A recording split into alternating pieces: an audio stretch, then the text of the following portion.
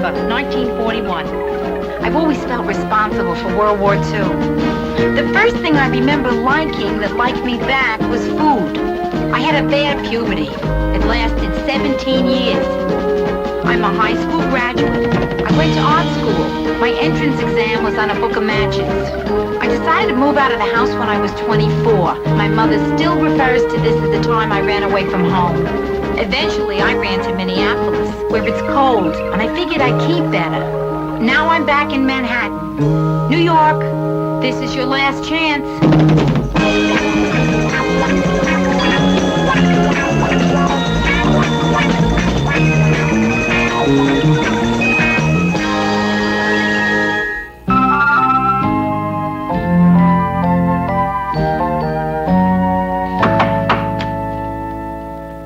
Brenda, help! Rhoda, you need to borrow something? No, I'm looking for a place to hide out. Oh, well, this is as good a place as any. As a matter of fact, it's a better place than any. Who are you hiding from? My party. Brenda, the very first party that Joe and I give, right? It's bombing. It is bombing, I tell you. It's terrible. It's so bad up there, I couldn't stand it. I said I was going for more hors d'oeuvres. Did anybody say anything? Sure, 20 people said, let me go. Please, me, can I go? Oh, come on, Rhoda, I can't believe it's that bad. Oh, believe it, it's the pits. Oh, I tell you. Terrible. Brenda, and I don't know what I did wrong. I mean, it's just my friends and Joe's friends. Two groups of totally opposite people. Cosmopolitan says that magic happens when you invite really opposite types. Well, the only magic is somebody's husband disappeared without a trace. Rhoda, how can you be so sure it's not going good? You always exaggerate. Exaggerating? Brenda, they're up there watching Apple's Way. All of them? No, of course not all of them. Another group's in the bedroom watching Disney. Listen, Rhoda, it's early. Maybe it's just starting out slow. No. I have to go up there. Right now. Immediately.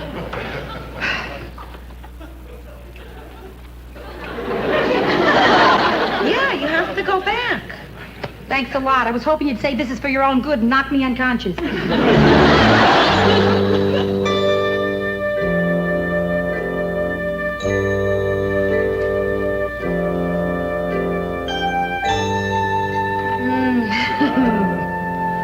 You know, I bet some people work weeks to pull off a party this dull.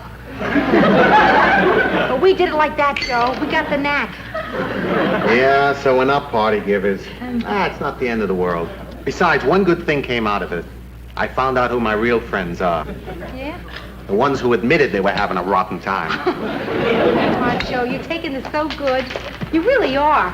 I mean, you're not even mad that I slipped out. Well, I got a confession to make. I slipped out, too. You did? To where? Out to the terrace. That way I figured if anybody really wanted a host to talk to, they could come on out. And did they? Yeah. Every once in a while, somebody would come out and say, doesn't the rain bother you? Stop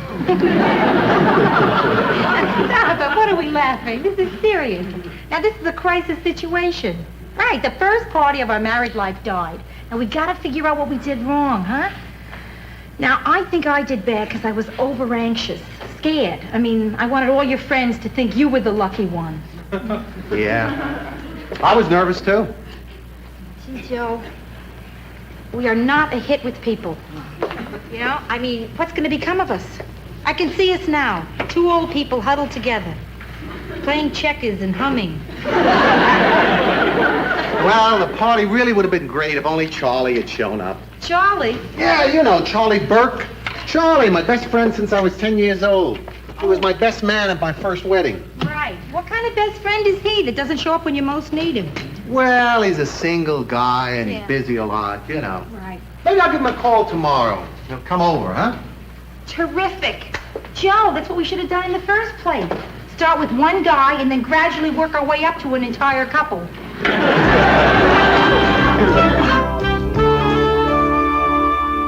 You sure everything's okay, Joe? Oh, yeah. Well, I used every wedding present we got.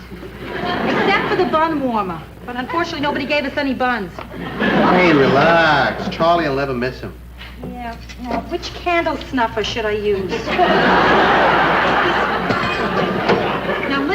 Joe, I hope he likes the wine I got. Because the man at the liquor store told me that this is great. It goes very well with meat, fish, or poultry. Sort of an equal opportunity wine. Great. Oh, tonight's really gonna be fun. Well, it better be. There's nothing good on television. There he is. Charlie! Joe. Come on. Great to see you. Charlie, this is Rhoda.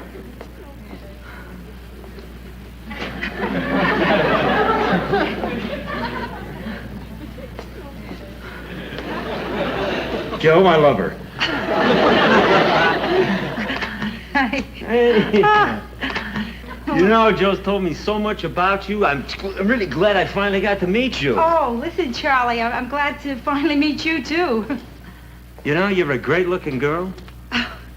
Thank you.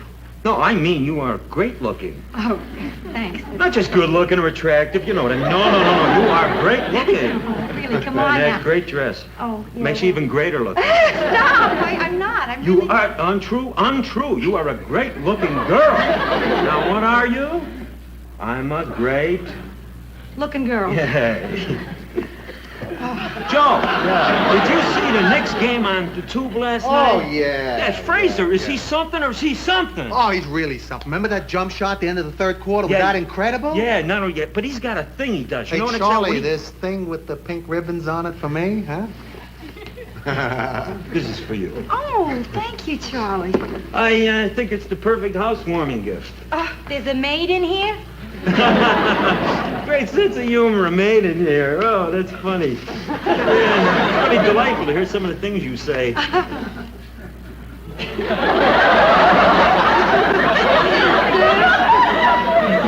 A cutie. Yeah, I knew she'd like it. Don't all girls have one of them stuffed animal collections? He's won a collection. You don't have a stuffed animal collection? No. You got a cat? No. What are you trying to prove?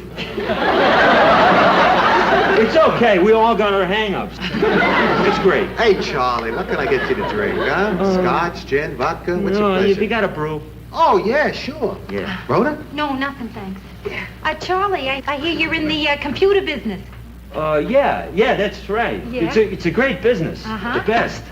How's business? Lousy. Bad. Well, you know, it's tough. We got this machine, our computer, it's not as smart as the others. Uh-huh. But it's a lot cuter and it's easier to clean, so women love it.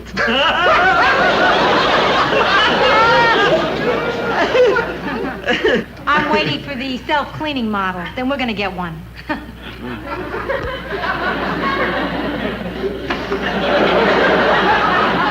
So, Charlie, Joe never mentioned it. Have you ever been married? No, but I'm straight as a locomotive. Oh, no, I mean, you know, a lot of people, they hear you're a bachelor of my age, and right away they think there's something wrong with you. So I just now automatically say I'm straight as a locomotive. Hey, Charlie. This all right for you? Yeah, great. Oh, Joe, use the wedding present. You know, the pewter mugs. Oh, gee, I forgot all about it. Oh, no, listen, the can's fine for me. I'm a can man. Oh, wait a minute.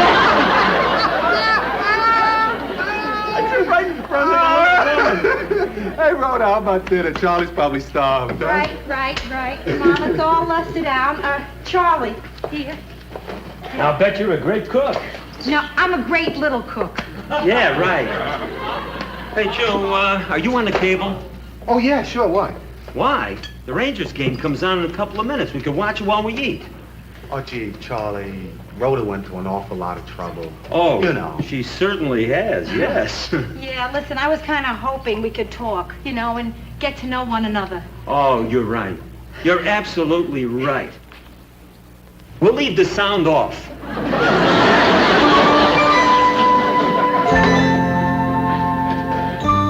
Oh, Rhoda, dinner was great. Really, it's a real treat for a bachelor like me. Usually I eat crud. You're a great little cook. You're a great little guest. So, Charlie, when we're going to see you again, huh, pal? Well, as soon as you invite me. Okay. How about next Tuesday, huh? Rhoda? Sure. fine. Tuesday's fine. Okay. Well, okay. Listen, I've got 2 tickets to the hockey game on Sunday. Oh, yeah? You want to go? Do I want to go? Oh, man, I'd love to. Okay, and I'd like to reciprocate for tonight. Why don't we 3 of us go out to dinner and, what do you say, Thursday night? Thursday, Rhoda? Sure, fine. Yeah, Thursday's fine. Okay, that's great. We're going to see each other 3 more times this week. Oh, boy, you're going to get sick of me. Never. Well. Good night. Good night, Charlie. Joe. Yeah. Come on. Ridiculous. See you, Marty. Yeah, take it easy. Well, was I right, huh? Isn't he something? Oh, yeah, he's something. Yeah, he really is. He really likes you, Joe. Oh, well, we go back a long way. And you really like Charlie, don't you? Well, we're best friends. Yeah. Didn't you love him? The question is, didn't I love him? Well, now, listen, love is an extreme term, Joe, don't you think? I mean, what you're really asking is, didn't I like him? Yeah. Did you like him? No. Oh, Joe, I don't think Charlie and I really were crazy about each other. What are you talking about? You two really hit it off. He said he liked you the minute he walked in. No. He said he loved me the minute he walked in. How can he love me? He doesn't even know me. Besides, I don't trust anybody who likes me right away. Okay, Rhoda. If you don't like Charlie, it's not worth you being uncomfortable. No, we'll break a couple of dinner dates. No big deal. No, Joe, listen to me. I want to like the guy. I really do. But I don't know how I can be friends with him if he keeps complimenting me on everything I do, say, cook, wear, sit on, touch, breathe, think. Hey, come on. So, look, we just won't see him, that's all. No, he's your best friend. Come on, So I want to try there. What would you think if I got together with Charlie? You know, on my own. Just the 2 of us to try to get to know each other. What do you Oh, think? honey, I'd love you for it. Okay, I'm going to do that. Yeah. So, what do you think you and Charlie gonna do? What do we do? We'll go for lunch. We'll talk. Have a few brews. Pick up some chicks.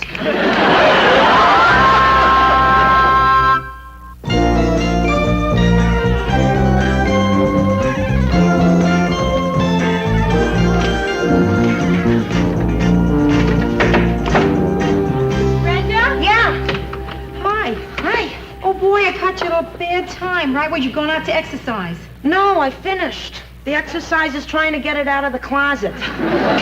Tomorrow I push it back in. Oh, wow. Do you ever look terrific? Boy, you haven't dressed so good since you went for an extension on your unemployment. Well, I'm going to lunch with Joe's friend, Charlie, and I changed my clothes 4 times already, Brenda. What do you wear to meet a guy you don't like? You're asking the wrong person. Stop it. Hey, listen, Rolf, you don't even like him. Why are you bothering so much? Well, it's this dumb need I have to deal with things head on. You know, I haven't told you how I felt about Charlie because I didn't know if it would bum you out. I didn't even know you met him. Yeah, I saw him and Joe coming out of the elevator the other night, and he acted just like he did with you. Yeah. The minute he knew I was related to Joe, he told me how terrific I was, how great I was dressed, what a great sense of humor I had. You know, you couldn't believe a word he was saying. So you felt the same way I did? I thought he was the most wonderful man I've ever met. Ren, he's not sincere about any of it. Well, I'd rather have an insincere person say nice things about me than have a sincere person say the truth. You stop that. Brenda, you have to understand. All my life I've been fighting to be an individual. And now suddenly, somebody likes me because I'm married to Joe. I mean, I remember meeting married women at parties. Sometimes you wouldn't even hear their names. You hear, "This is my wife," as in, "This is my arm." How many women Like that. How many women have figured out a way to be individuals, you know, and make an impact on their own? And what about Ma? Not that much of an impact.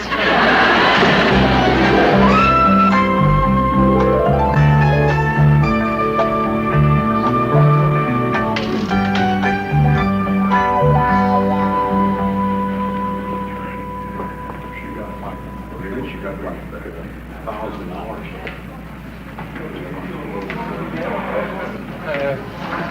Excuse me, you alone? Yeah, sometimes, but then aren't we all? No, I mean, do you plan to eat here alone? Why? Can't I eat here alone? Look, lady, you wouldn't like it here. I mean, you wouldn't like a lot of loud talk about women, lots of drinking, maybe some rough language, would you? Why not? Sounds a lot like my bridal shower. Look, why don't you tell me the truth? You don't like women coming in here unless they're escorted by a man, right? That's right, and we particularly don't like them coming in here trying to find a man to escort them. Hey, now, wait a minute. You're not going to make trouble, are you, lady? Oh, no. No. Ladies never make trouble. I figured I'd just come in, curtsy, and leave. Hey, Mr. Burke. Hey, Julie, huh? Hey, Listen, I'm sorry I didn't call ahead and clear her. Oh, I didn't know she was with you. Hey, the greatest outfit in the world. Oh, yeah. Wash and wear, travel's great. Oh, even better. Your table's not ready. Be a couple of minutes. No sweat. We'll wait at the bar. If it's good, next time I bring all my girlfriends.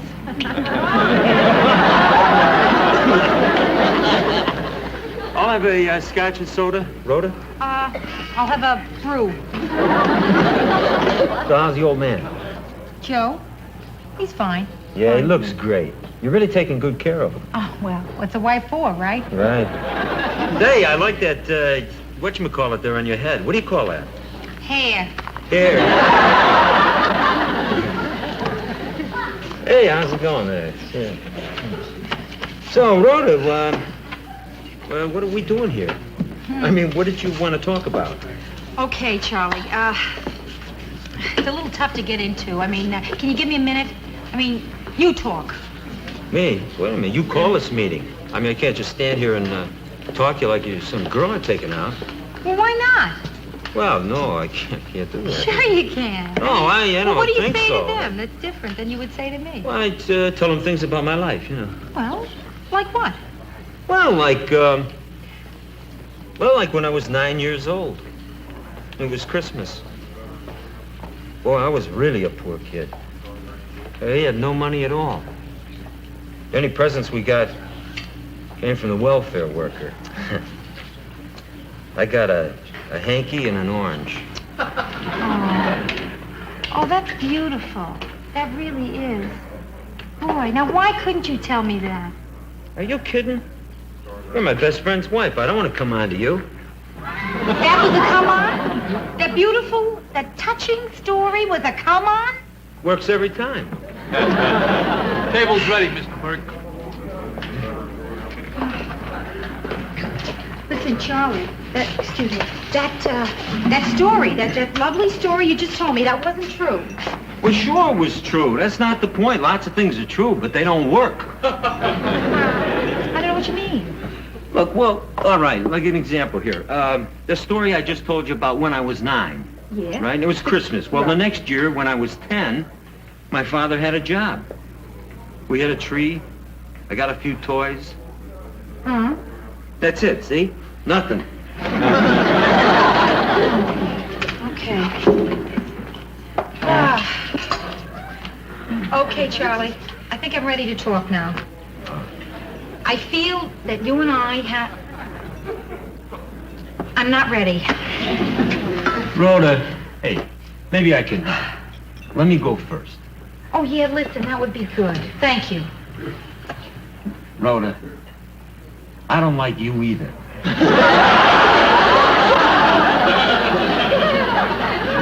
Is this another one of your come-ons? What? Okay, you don't like me. Granted. Now, why? What is there about me that you do not like? You're a wife. Oh, that really clears things up. No. What I mean is, why don't you act like a wife? How's the wife supposed to act? Rhoda, I complimented you on your cooking, on your clothes, on the way you fixed up the apartment. You didn't even have the courtesy to eat it up. Don't you care about those things? Sure I care. I care. But I care about other things as well. Charlie, there's a whole person here. Well, I know that. Don't you think I know that? No, you don't. No, you don't know it. Untrue. Untrue? The only reason you want want to talk to me now is that I'm Joe's wife. Now, look, I'm not going to settle for that, Charlie. I want for us to be friends. Oh, come on. Would you want to be friends with me if I wasn't Joe's friend? No. Well, there you are. The only reason you want to like me is because I'm Joe's friend. Yeah, sure. And the only reason you want to like me is because I'm Joe's wife. Okay, I'll like you. You'll like me. We'll like each other. It's settled. That's it. Okay, Charlie. Okay, what are we going to do? Yeah, make believe we like each other. No, not until we really do. That could take years. Yeah, but it's better than being phony with each other. You know, I like you for that. You mean it? No. Rhoda, pass the salt. Get it yourself.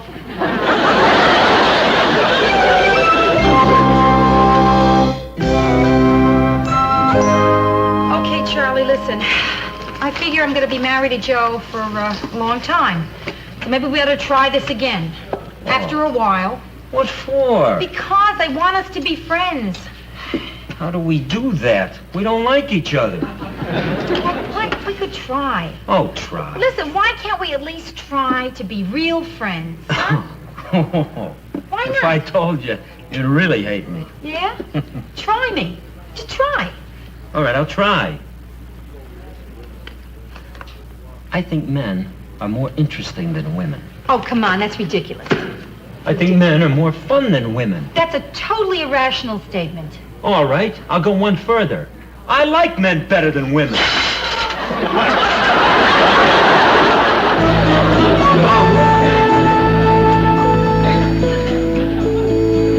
This is my favorite hangout. I can't come here anymore. Thanks a lot, Rhoda.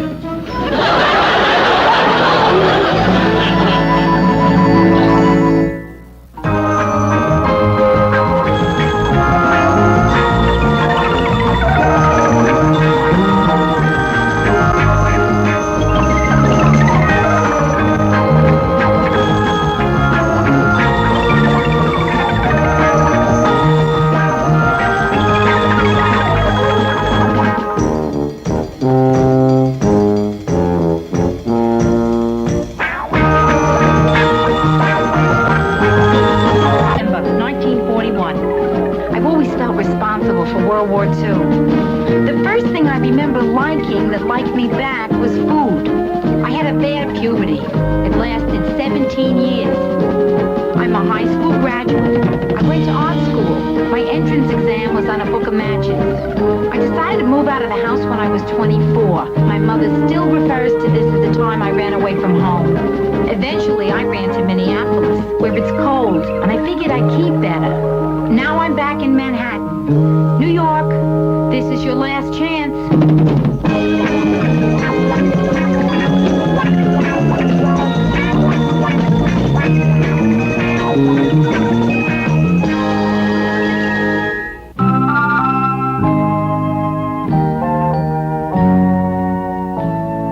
Brenda, I hope your sense of touch is ready to freak out. Get a load of this. Wow, cashmere. Please, Brenda, not just cashmere. This is genuine. I wanted it in 1956 when all the other girls had it, but I didn't cashmere.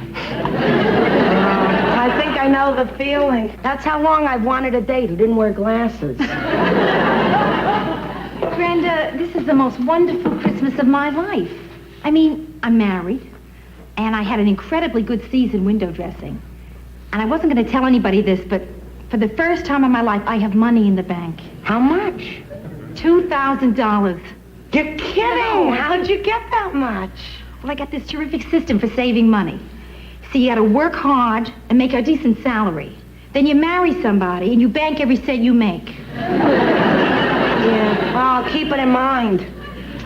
So everything's really terrific, huh?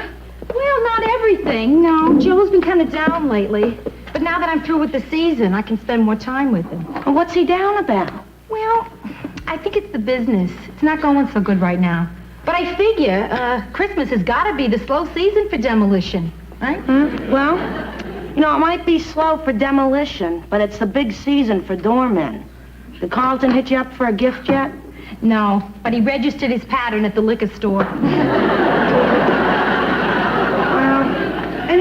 got a bigger problem. Ma, what are we going to get for her? Yeah. Boy, well, she likes pearl necklaces. I know, but that's what Pop gives her every year. You're right. And she already looks like she's been lassoed by Liberace. Hey, I know. Why don't we chip in and buy her a gift certificate for a day at Elizabeth Arden? You mean one of those days where they completely redo you? Yeah. Huh. I wonder what they'll make her into.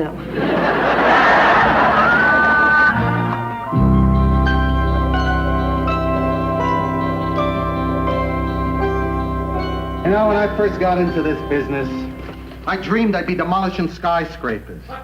Now look at me, figuring out bids for toll booths and newsstands. Joe Henderson called. He said you owe him $900 and he will not wait one more day. So I'll pay him. With what? Well, what about the emergency fund? I used that for the decorations.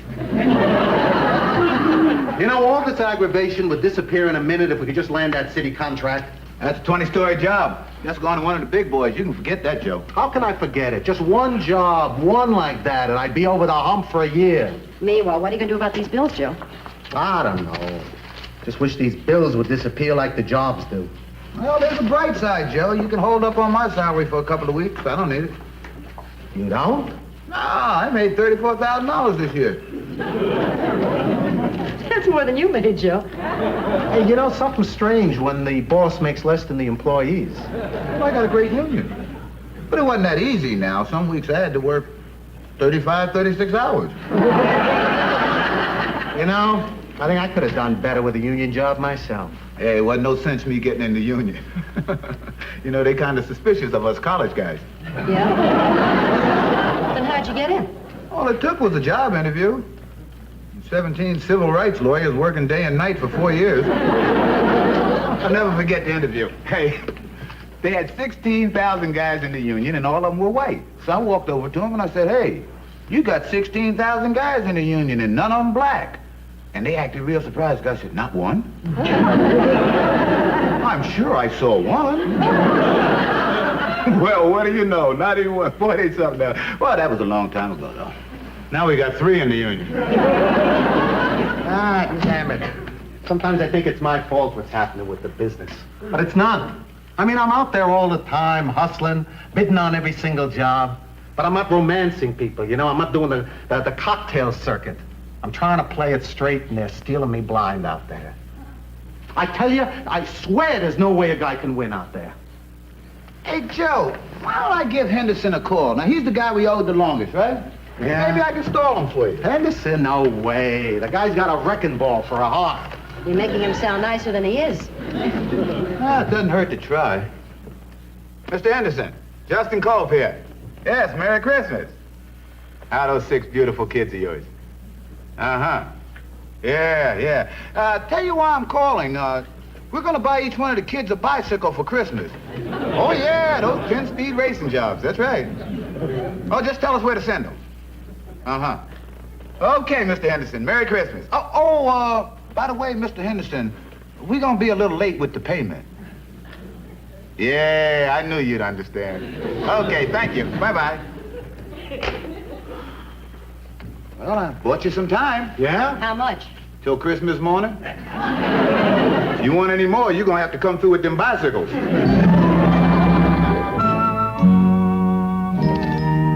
These pocket calculators drive me nuts. I can't get this thing to come out straight. That decimal point keeps jumping around. Maybe you got a dumb one. Ah, come on, Joe. Listen, things are bad now, but they're gonna get better. So come on, cheer up, huh? Rhoda, there's an old saying in the demolition business. When things go down, they stay down. Let's not talk about business. How about that? Forget it. You want to go somewhere? We'll forget about everything. Where do you want to go? Coney Island. Yeah, let's go to Coney Island, Joe. We'll dress up nice and warm, and we'll walk on the boardwalk, huh? No, they're tearing down Coney Island. What? That's another contract I blew.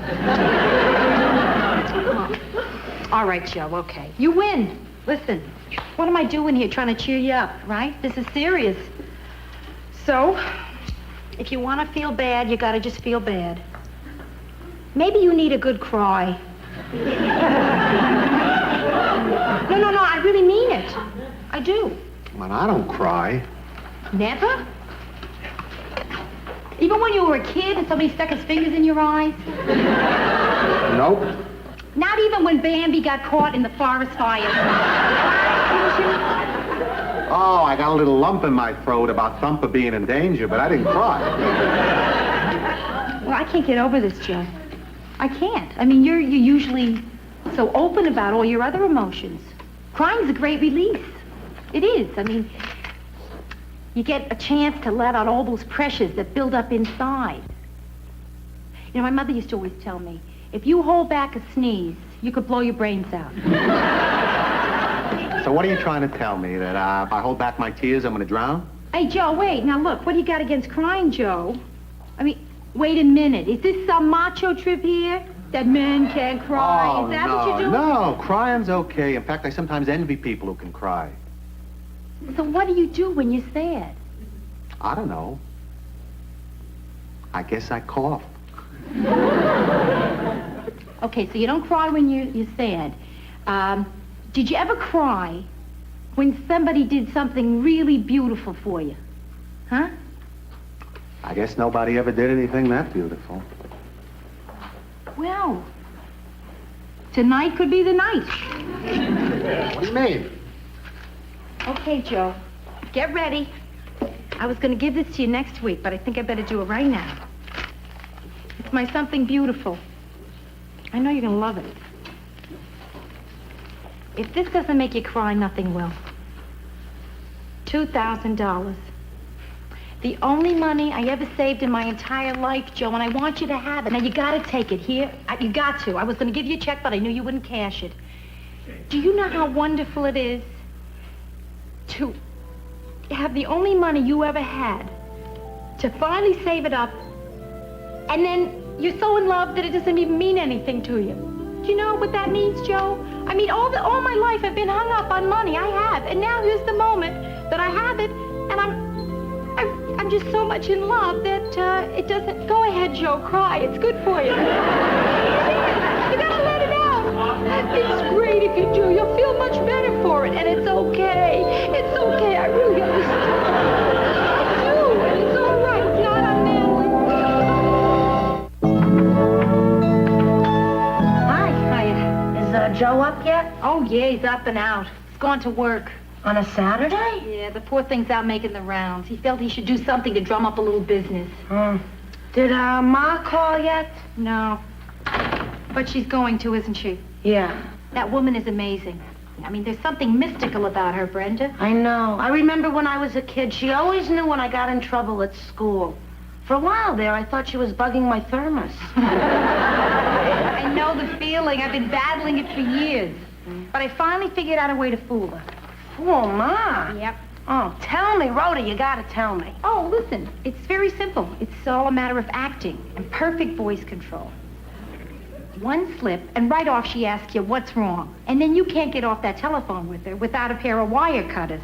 Oh, boy, Rhoda, if you can really take care of Ma, the world is yours. Yeah. Now I just have to be able to take care of Joe, right? Boy, Brenda, he's carrying around a double load. He's trying to fix the business, and he's trying to hide his feelings at the same time. And he keeps everything bottled up inside him. Listen, Ro, if anybody can cheer Joe up, you can. I don't know, Bren. I think at a time like this, the best thing a wife can do is help her husband feel bad. No wonder Ma is such a great wife.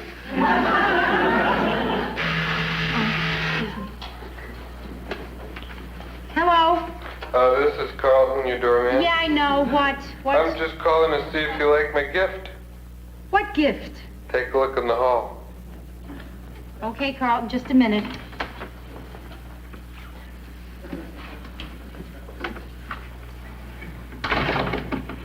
Carlton, it's quite beautiful. Thank you. What is this? Fudge. Taste it. Oh, yeah, it's delicious, Oh, Carlton. no, that was too fast to taste. I'm not getting off till you try it. I made it myself. It's not bad, Carlton. Good. Tell the people in 4A they said it made them sick.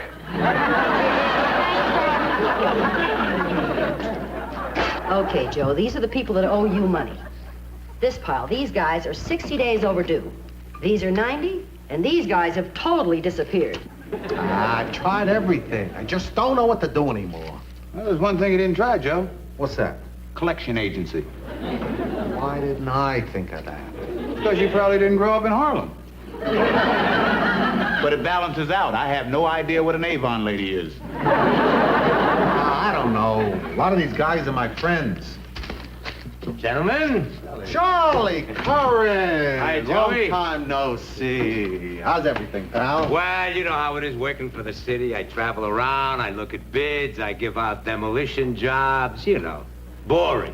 How's that 20-story job going, Charlie? I didn't tell you about it.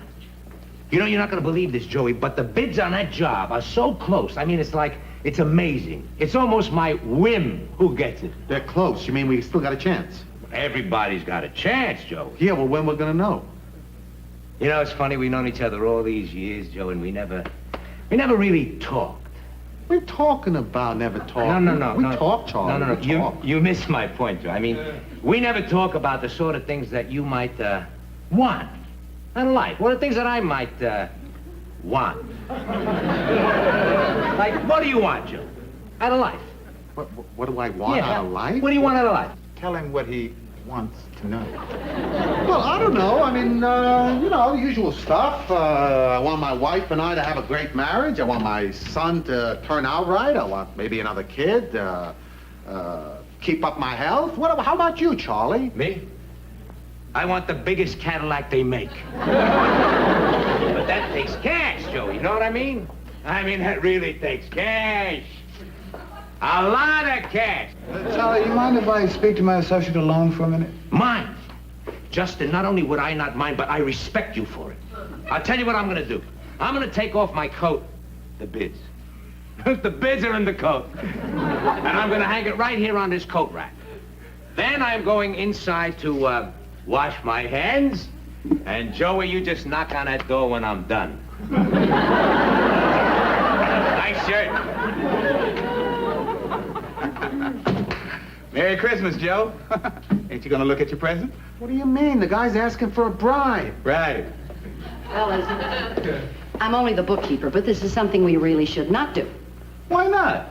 We can't afford a bribe. Hey, you know what's wrong with this conversation? It's that I'm gonna end up sounding like a hero because I don't want to go into my pocket and pay off some slimy guy for a contract who's ripping off the whole world. Now that should make somebody normal, not a hero.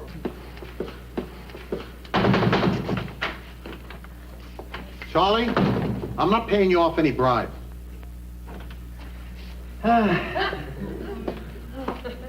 Charlie, not only am I not paying you off, but if you don't give us a fair deal on this job, I'm going to report you and say that you asked for a bribe.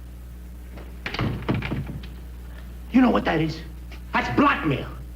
You know that's illegal? You can go to jail for that. You know I might even have to report you. You want to go to jail? No. All right. I'll let you off this time.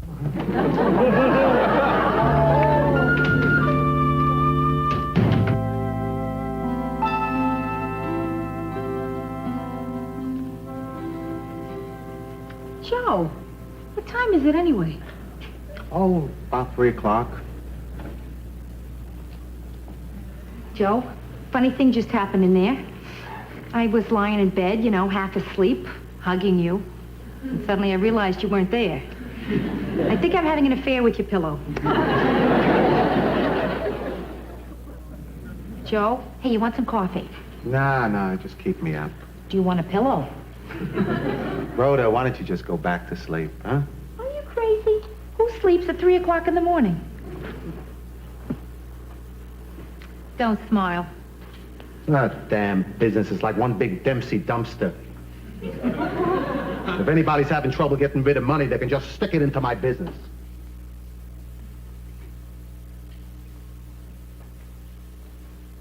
I hate losing your money, babe. I really hate it.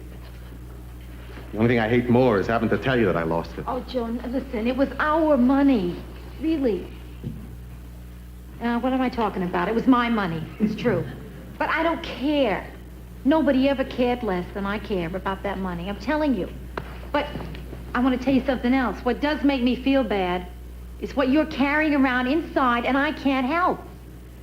Now, is there anything I can do? No. Huh? There's got to be something, Joe. No, there's nothing you can do. Would leaving you alone help? Huh? Am I bugging you right now? You got to give me a hint here, Joe, huh? Okay, just tell me if it's making it better or worse if I stay. No, it's better that you're here because you're distracting me from it. Do you mind talking about the business? No. Okay, then.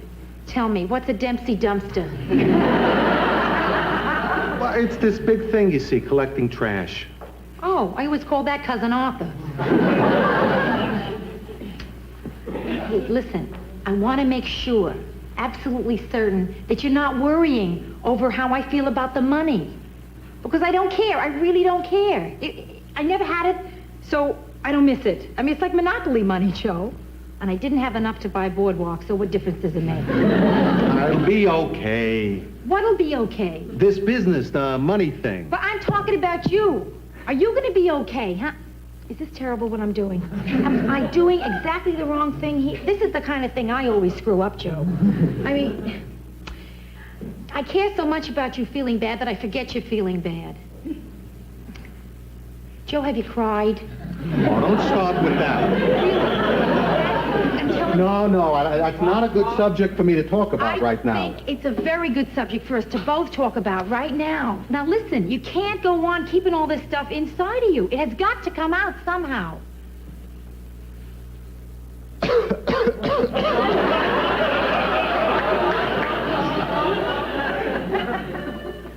Forgive me, but I don't think that's going to do it, Joe. Oh, babe, I'm not asking you to cry. I'm not. But I am asking you to tell me what's really going through your mind. Not just what happened. You know? What am I arguing with you for? I mean, this is your specialty. You don't marry Julia Child and then tell her how to cook, right? Right. Okay. Good. Okay. What's really been on my mind is that, well, I'm afraid of losing the business. Now, it's not so much for the money, you understand. I mean, I can always get another job, but you sort of get used to being your own boss. You know, you don't have to take static from anybody. You work a lot of years to get there, and then all of a sudden you walk into an office a little late one time, and you got to sweat because some big shot is looking at his watch. I mean, with your own shop, there's that feeling of it's being yours, you know? It's a feeling of accomplishment. Ah, what the heck. I guess I just got to take what comes. I guess I wasn't good enough because I really think I'm going to lose the business. I guess, and I failed. I guess, I'm sorry. Sorry? Joe. Oh, Joe. Is that a... Hey, No, is that... that's not really. I bet you it is. I'm telling you, I think it is. You think so? Yes, yeah, let's take a look here.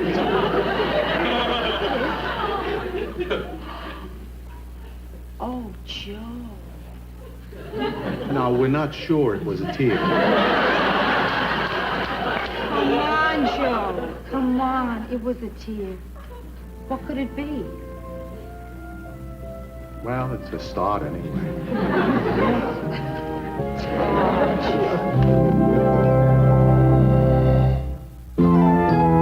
So how did Mom like her day at Elizabeth Arden? Oh, fine.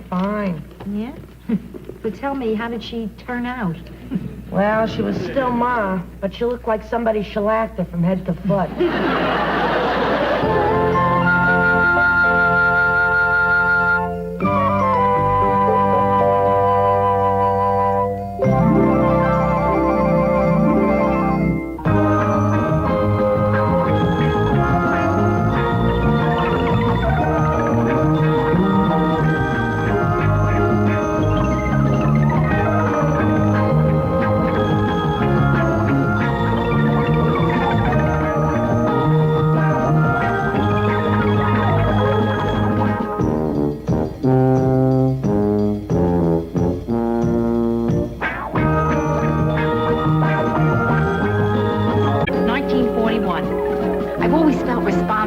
World War II. The first thing I remember liking that liked me back was food. I had a bad puberty. It lasted 17 years.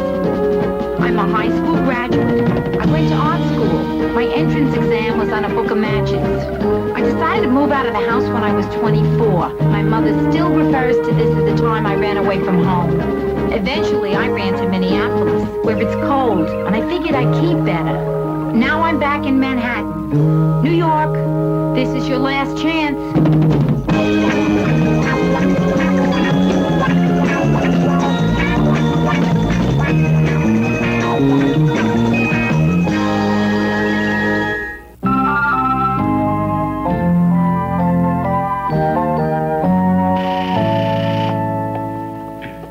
Hello?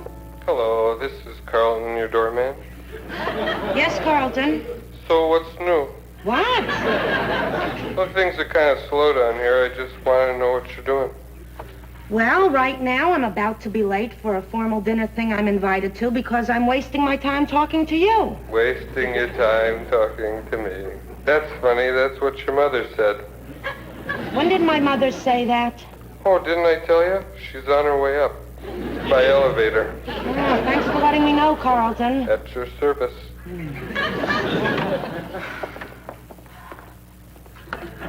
I was in the neighborhood, so I thought I'd drop by. Gee, Ma, I'm going out tonight. It's all right. I'm not here to see you. I'm here to see Rhoda. Well, Ma, why didn't you go upstairs to see her? Because I never intrude on married couples. Get her down here. Ma, I'm late as it is. All right, I understand. I guess I can trudge back through 8 blocks of slush without my galoshes. I'm dialing, Ma. I am dialing. Why didn't you do that to begin with and stop putting me through all this? Hello, Ro? Listen, Ma's here. She wants you to come down. I don't know. I'm just a messenger. Listen, why don't I just tell her you're not there? Probably wouldn't work. Okay, Ro, I'll tell her you're coming. Bye. So, Brenda, what's new with you? Ma, you don't have to make small talk. I mean, we both know your mission here tonight is Rhoda. Hi. Oh, Brenda, nice. Thanks. Yeah, Ma. Rhoda, how nice you happened to drop by. I'm filthy from walking the streets. Let me go wash my hands. She did say she wanted to talk to me, right? Oh, yeah, she does. I think she's in there getting herself psyched up. Rhoda, she has been acting really weird. Oh, yeah? What do you mean? Here I am all dressed up in an evening gown or corsage. You know, she didn't even ask me where I was going. Oh, this really must be big. So, Rhoda. So, Ma. Well, I gotta get going. I'll see you guys later. Excuse me. Brenda, come back here. What? Ma, what? Darling, I have just one thing to say. Have a lovely time. And remember, a mother always knows. Good night, Rhoda. Good night, Ma. That's it. Oh, my. She is such a good girl. She is, isn't she?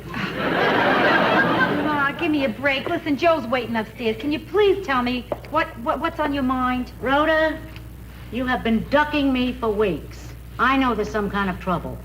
It's not anything worth talking about. I know it's big trouble. Ma. And you know how I know? How? Because when someone is really troubled, she starts wearing dark clothes. I haven't been wearing dark clothes. I have. It is your marriage, isn't it? No, Ma, it isn't my marriage, I swear. Rhoda, it's nothing to be ashamed of. If your marriage is breaking up, I just want to know so I can help you conceal it from the rest of the family. I wish I knew what normal mothers and daughters talk about. Rhoda, you know a lot of marriages in this country are breaking up. And do you know why? Because people don't try hard enough. But Rhoda, if you respect your marriage, you have to fight for it. If you and Joe are really in love, you should be willing to suffer for the rest of your lives. Your father and I had a few bad years once when the passion went out of our marriage. You know what I mean when I say Passion? Ma, I don't want to hear. I really don't. You and Pop's passion. No, I don't want to hear. Why, Rhoda? Has the passion gone out of your marriage? No, we have a great sex life. I don't want to hear about it. Especially now that you're breaking up. Ma, we're not breaking... Okay, all right, you win. As usual, I will tell you what's wrong. The problem is money. Yeah, Joe's business is in trouble and he may lose it. It's not the marriage. I mean, not that that's not important, the business. But it's not the marriage? Oh, it's not the marriage. I told you. Tell me exactly how bad are things. Well, you know the girl that works for Joe, May? Yeah. He can't keep her on except part-time. So I'm going to start going into the office and working afternoons. So why don't you come to us for financial help? We're your parents. Ma, I love you. I truly love you, too. But, see, I don't think Joe would take money from his in-laws. And besides, things aren't that bad. Rhoda, things are worse than you think, and I have proof. What proof? If things were good, would I be here? Ma.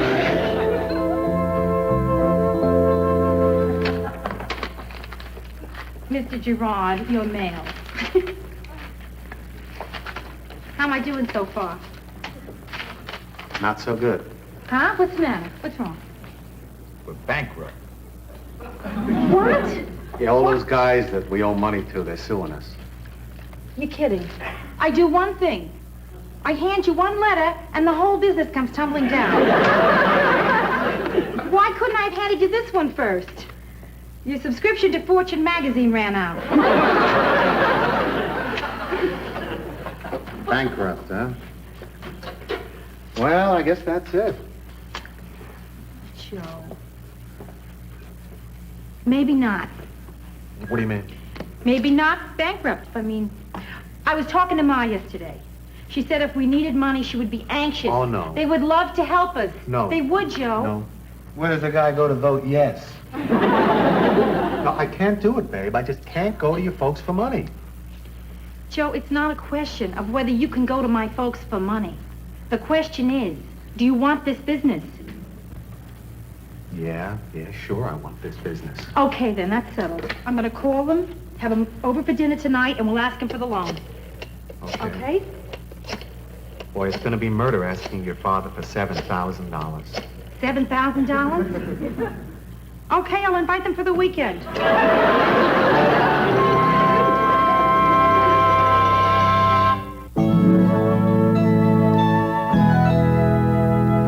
Boy, I feel real funny about doing this, babe.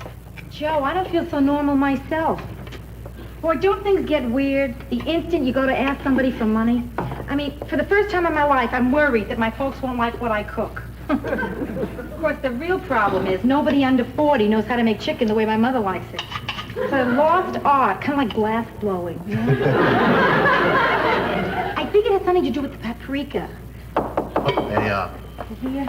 There it goes. All right. Yep, I'm with you. Hi, Ida. Hi. There you are. Hi, Pop. sweetie. Are we late? No, All you're right. just perfect. Hi. Come in. Oh, good to Hi, see you. Rhoda, I would have had the doorman announce us, but I didn't want to interrupt his practicing. Practicing what? Singing into a brown paper bag.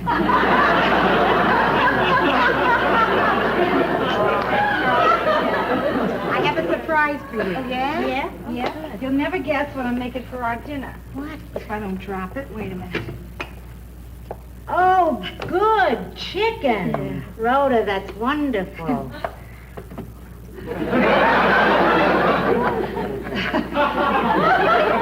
I tell you, Joe, whenever anybody wants to please Ida, that's what they make. You know, in most cultures, the dove is the sign of peace. In our family, it's the chicken. Please, Martin, sit down here. This is a beautiful place. You like it? Look at this carpet. Oh, boy, you did a Yeah, we're beautiful getting it hard. together, Pop. We are. Beautiful. Yeah. So. Yeah. So,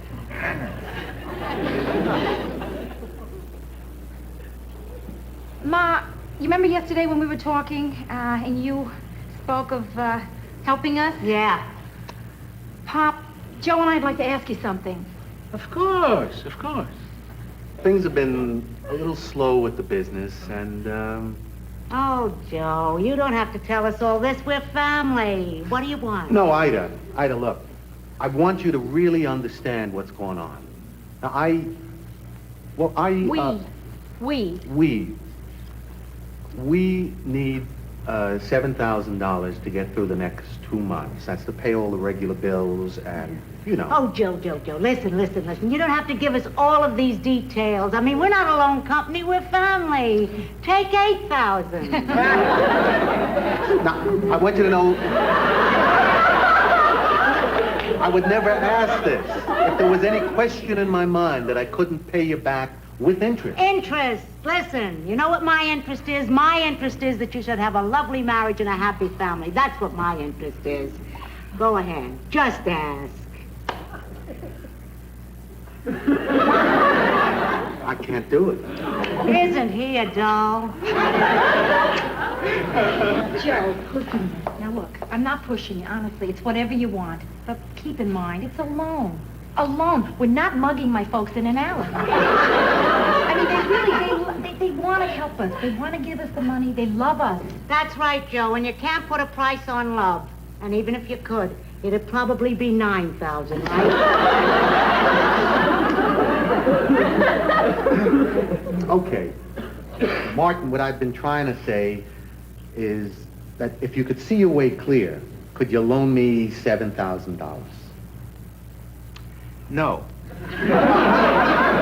Martin, I don't think that they know that you were kidding when you said no. Ida, I can't give Joe the money. Oh, it's okay. It's okay, forget it. It's okay. We don't Doesn't really matter. need it. Let's have one a drink, Right. Pop. I'll get you a drink. Why did you pick now to demonstrate your humor? Sweetheart, I can't give the kids the money because I don't have the money. Oh, listen, we don't need want it. We don't need want it. Let's all have some dinner.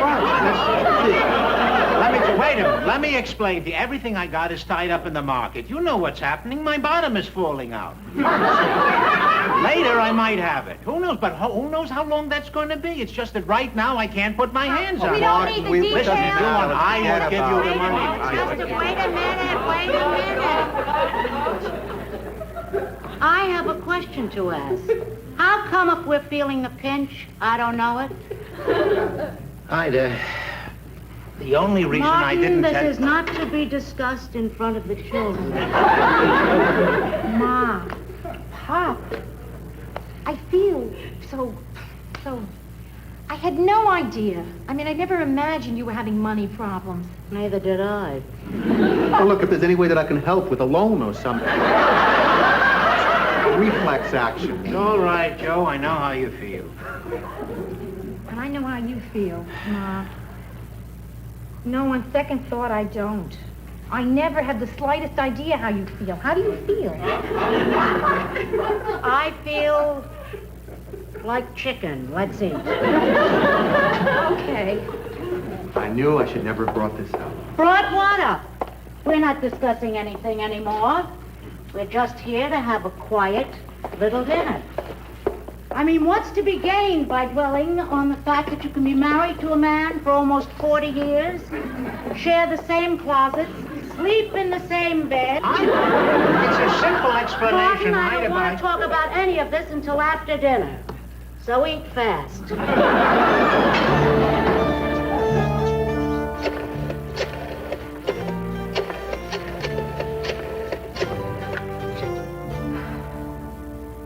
Hello, Ma? This is Brenda. I'm sorry to call so late. What do you mean? I call you a lot. Okay, Ma, the reason why I don't call you more is because you always ask me to explain why I don't call you more. Ma, listen. What I wanted to tell you was, you know that money you and Pop were saving for my wedding? Well, I want you to give it to Rhoda and Joe. Ma, it's no big deal. I'm not wonderful. Ma, I'm not a princess. Ma, I am not an angel from heaven. Ma, I'm not. Things are rough and I just want to help out. Ma, you're praising me too much. I'm not. I am not another Eleanor Roosevelt. Okay, Ma. Okay, good night.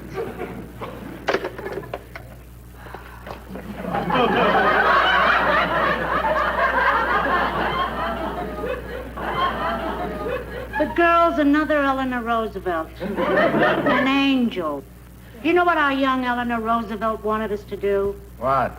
Give Joe and Rhoda the money we've been saving up for her wedding. You didn't tell her. Tell her that we only started saving for her wedding after Rhoda was married. How much is in that account, anyway? $28. I'm surprised you told me. Why didn't you keep me in the dark about that, too? Ida, you want to talk? About what, Martin? About what? What do you mean about what? About the money. You seemed upset because I didn't tell you. I want to talk to you about it. What is your part of the blanket on, a 7 or an 8? What difference does it make? Well, tonight I want us both to be the same temperature. Come on.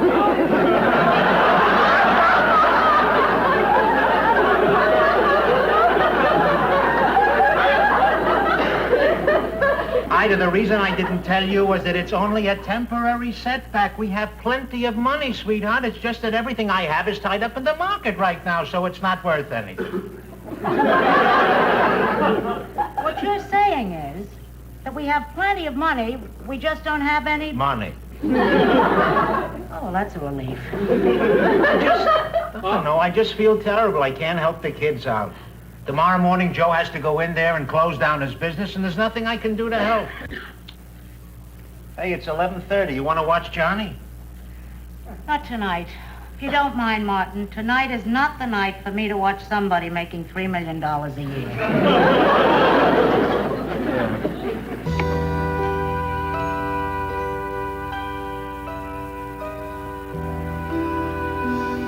Hey, look at this. Picture of the first building we ever knocked down, huh? Yeah, sure got a lot easier after we bought that wrecking ball, huh? That's why the court. Hey, Ma! Oh, I thought I had the wrong office. I came to the door and I heard people laughing. Like they had money. Hi, Ida. Hi, Joe. Hi, Ma. Yeah. What are you doing here? I came here to make a little speech. You want me to leave while you talk things over? Gee, I don't know. Who are you? Justin Culp. I used to work here. Oh, well, then you better stay, because what I have to say relates to the business. Of course, there is a personal part, so maybe when I get to the personal, you could, Sure. Rhoda? Yeah. Joe? Justin?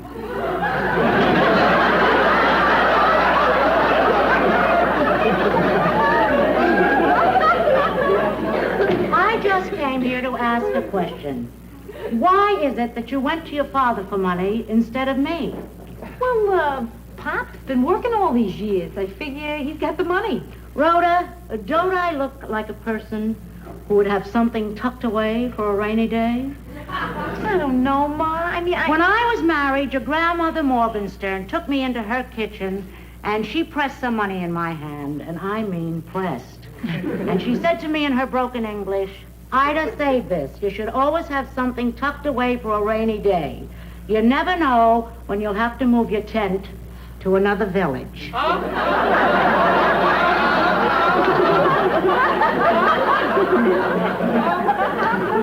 Wow, heavy. I didn't mean it literally. I mean, we didn't live in a tent. So, for all these years, I've been putting something away for a rainy day at 4.5%. And this is the day, and it's pouring in here. So, on this day, when you've had this unfortunate thing that you refer to as your... bankruptcy. Your inconvenience, on this very day, I have $7,000 to give you. Oh, Ma, that's incredible. That's so sweet. No, we appreciate it, but do. you folks have got to keep it. I mean, Yes. Martin said the other day No. Martin explained the whole thing to me. We have more than enough money. We're just not sure where it is. No, we cannot take that check. Ma, listen to me. Up front, I'm going to tell you. I'm going to wait you out on this one. And don't start putting checks at me. Now, no, she's putting checks in my clothes. Listen, stop it. Now, just stop it right now, because I'm serious here. You hear me? Now, stop. You always like this, insistent. Now, look, I am not taking the check. We can argue, we can fight, you can conceal the check, and I am not going to take it. You hear? And I know your tricks. I'm on to you. Now, wait, listen. She will deposit it in a bank and under our name. No, I won't. I won't. Yeah, suddenly one morning we find a packet of diamonds on our terrace. It's wonderful, the thought, but we absolutely cannot take it. There is no way you're going to get me to take that check. And there is no way that I'd want you to take it. I am perfectly willing to take back this money. Great. If you can tell me why you'd accept it from your father and not from me. Is my money dirty?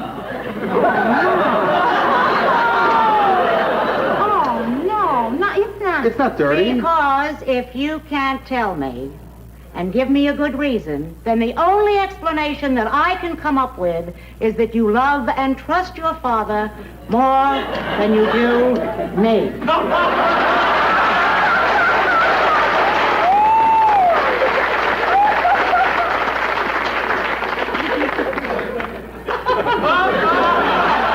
Woo! Here, Joe. Now you don't have to move your tent to another village. Come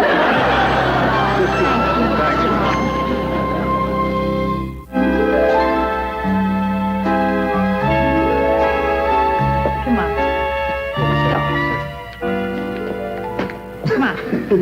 Come on. Come on. Enough work. Come on. Okay, I'm ready to go. Yeah? Okay, good. Hey, Rhoda, did you really mean that, what you said before? You know, about you being happy that the business was folding so you could see me more? Did I say that? Yeah, you did. Well, you said you were relieved that it was all over. Well, I got a good explanation for that. What? I lied. Hey, listen. Why don't we go to the market and get a couple of really good steaks, a bottle of wine, and go home and celebrate, huh? That's a good idea. You got any money? No, you? No. You think the market will cash a check for $7,000? Only if it's for the exact amount of purchase. That's perfect. I'm starved.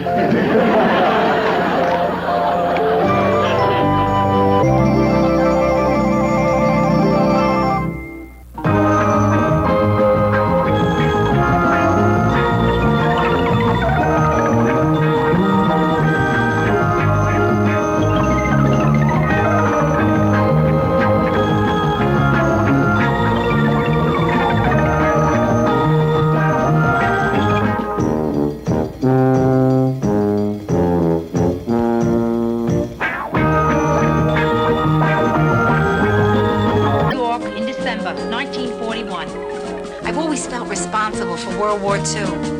The first thing I remember liking that liked me back was food. I had a bad puberty. It lasted 17 years. I'm a high school graduate. I went to art school. My entrance exam was on a book of matches. I decided to move out of the house when I was 24. My mother still refers to this as the time I ran away from home.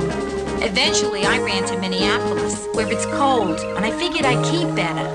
Now I'm back in Manhattan. New York, this is your last chance.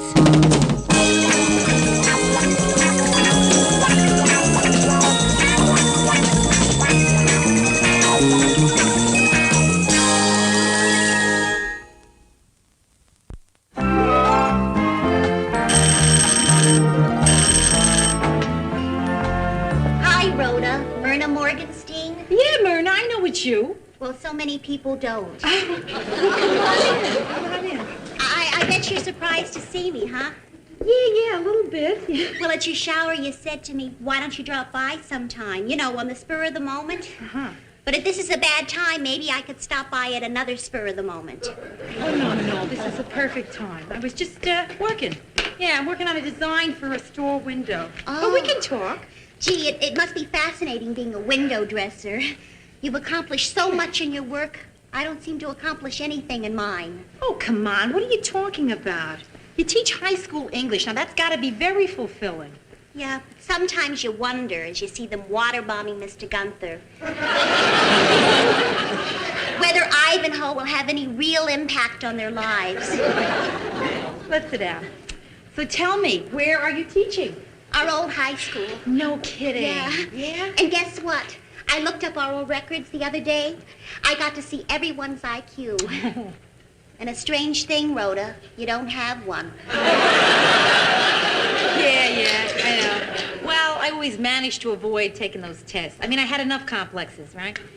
I wish I had your IQ. Yeah. I remember, Myrna, you had one of the highest ones in the whole class. The highest. And I hated it. I even used to try to be like the other girls and giggle a lot, but it didn't work. The boys always accused me of giggling down to them. But I'm going to change all that. And what I'm doing here today is the first step toward that goal. What are you doing? I can't say it. Well, this thing that you're doing, are you doing it now?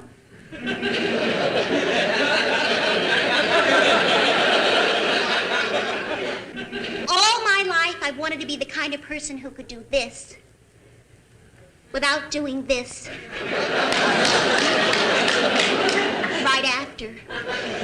And when I was at your shower and I saw you after so many years, I thought, oh, Rhoda is so self-confident and outgoing and obviously had no problem dating anyone she wanted. Then how come I always ended up with Steven Schlossberg? But the important thing is, I wanted to be friends with you and I actually did something about it. I'm going to start taking all life has to offer. Do you want to go to the movies sometime? Sure, yeah. And if you really want to grab life by the tail, you could come over here for dinner sometime. When? Gee, that wasn't too pushy, was it? Not at all. Darling, I'd love to have you for dinner. How about Tuesday night? Great. You're on. Oh, Rhoda, by the way, would you mind if I brought a man? No, not at all. Would you mind getting me one to bring?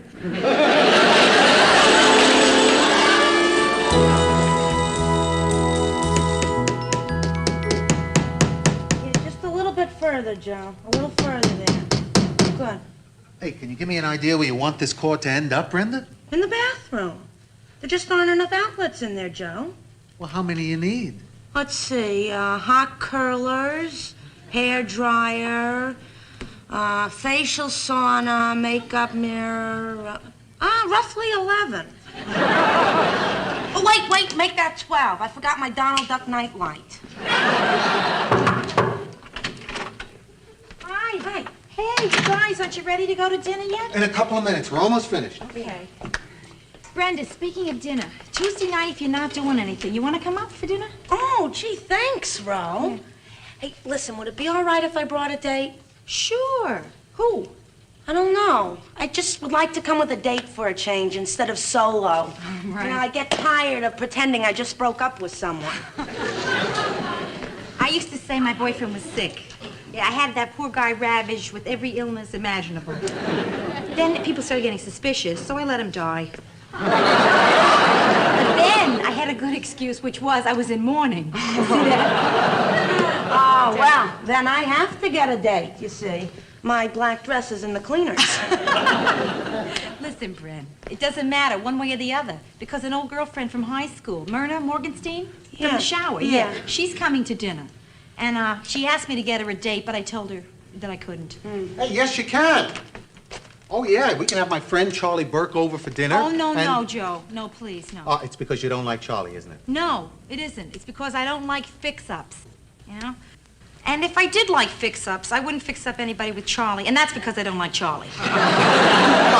We can have two people over, and it doesn't have to be a fix-up. I'm telling you, Joe, it won't work. Hey, well, look, Charlie is my friend, and I'd like to have him over, too.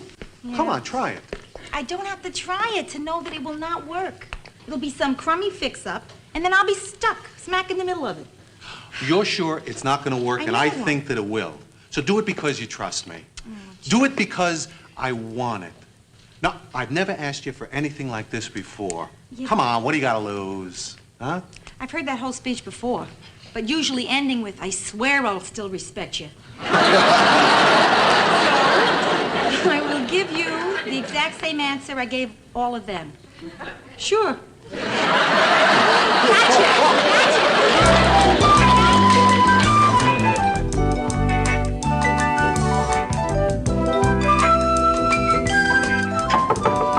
Yeah, just a minute. Hi, Rhoda. Myrna Morgenstein. Well, hi, Myrna. You just look wonderful. I'm amazed. It's the new me. I'd really been trying to break out and take life on its own terms. I came through Central Park alone. Did anything interesting happen? I don't know. I just kept running. Listen, why take more from life than you're ready to handle, right? Okay, listen, Myrna. Something I think I should tell you.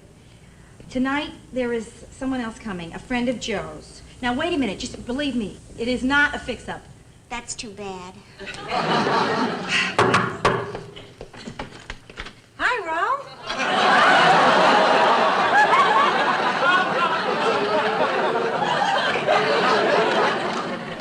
Myrna? Oh, hello, Brenda. Myrna Morgenstein. Yeah. Hey, listen, I thought you were going to bring a date. Oh, I am. Lenny's gonna meet me here. Oh, is he your boyfriend? No. He's just this guy I know from when everyone else falls through. He's a third cousin, and he has this thing about feet. I don't want to go into it. I mean, there's just so much you can say about toes. Yeah, and Lenny said it all. Yes. Yes? Hey. Hiya, Charlie. Hi. Lenny. Rhoda, you look terrific. That's a beautiful thing Thank you're you. wearing Thank there. you. You know my sister Brenda, don't you? Oh, Brenda. You know what you've got? What? A great face. Well, my body feels a little left out, but my face really thanks you. Hey, I guess you guys have already met, right? No. How you doing? Oh, we rode up in the elevator together. We did? Yeah. Sorry. Happens to me all the time. Oh, to me, too. Last year, I took a 2-week tour of Latin America with 20 people. And as we were leaving for home, 19 of them said, "Do you speak English?" And who might this be? Oh, that's just a friend of Joe's. What's his name? Charlie Burke. And she's? Myrna Morgenstein. She's just a girlfriend of mine. How do you do? Friend, yeah. Is this a fix-up? Huh? I hate fix-ups. So do I. Don't we all? No, Charlie, really. Listen, you gotta understand. Myrna is a friend of mine. I just invited her to dinner. This is not a fix-up, right? Hey. Terrific auburn hair. It's really just red. Auburn. It's auburn and it's terrific. Yours is brown. When you're right, you're right. Gee, Bren, you look great tonight, but why didn't you wear open-toe shoes? I didn't want to excite everybody before dinner.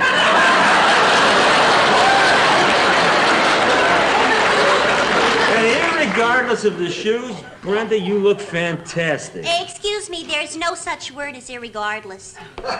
Myrna's an English teacher. Grammar is her beat.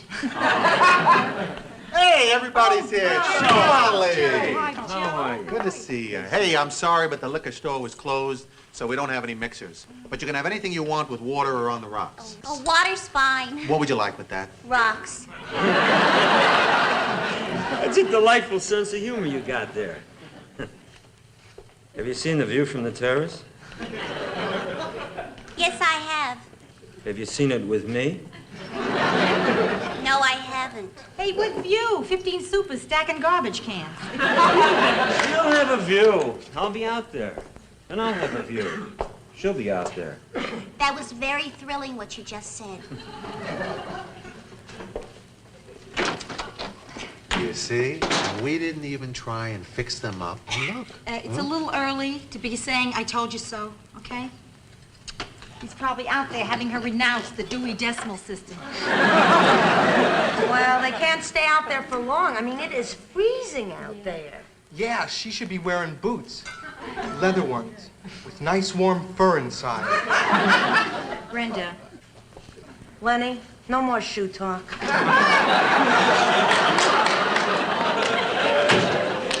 So, listen, Myrna, then what about Thursday night, huh? No, I can't. Oh, okay. Well, let's make it Friday then. Huh? No, I can't. I know what you're shooting for. Okay, Saturday. No, really, I can't. Well, why not?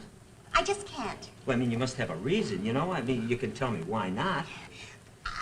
To be honest with you, see, I don't think I want to go out with you. In Oh. fact, I know that I don't want to no. go out with you. Okay. And I'm very sorry to have to tell you that I Yeah, just don't want to go out. I understand. You don't owe me anything. I guess that's clear to all of us, huh? Hey, nobody heard anything. Come on, let me fix you a drink. No, I don't want to drink. I'm sorry, Joe. There's no sense continuing on. Continuing on is redundant. Charlie, stay for a drink, will you? Well, I'll stay for a drink. I think your exact words were, we can invite two people over without them thinking it's a fix-up. You know, it really would have been a classy thing if you hadn't have had to say I told you so. I know. But if I tried to hold that in me, the pressure would have blown out my teeth. You think he was hurt? Yeah, sure. You do? He was hurt. I hurt someone? I've never hurt anyone in my entire life, let alone a man. Oh, Myrna, listen, you couldn't help it. Oh, Rhoda, I hurt someone.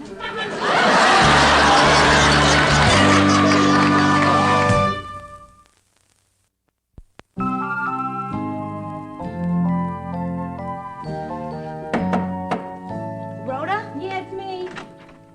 Hi, Bren. Listen, I got so much food left over from last night, I figured maybe you could use some. Right? You make dinner for Lenny or something. Oh, no, not Lenny. Definitely not Lenny. Why? What happened? Well, last night, Myrna, Lenny, and I left your place, and we went down in the elevator together. Yeah, so? Well, so on the 5th floor, Myrna said, would you like to get together for lunch sometime? And on the 4th floor, I said, sure. And on the 3rd floor, she said I meant Lenny. And on the 2nd floor, he said, I'd love to. I got off, and they kept going. As far as I know, they're still riding that elevator off into the sunset. Myrna? Shy little Myrna came on to even shyer Lenny, and it worked? You know, I'm not in love with Lenny or anything, but he was always there to fall back on, and now he isn't. Do you know what this means, Rhoda? I'm working without a net. I'm sorry. I really am. I mean, you feel awful, huh? No, I feel anger.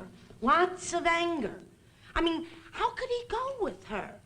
The one person you figure you're safe with is Lenny. You go someplace with a Lenny, you come home with a Lenny. You don't lose Lenny's.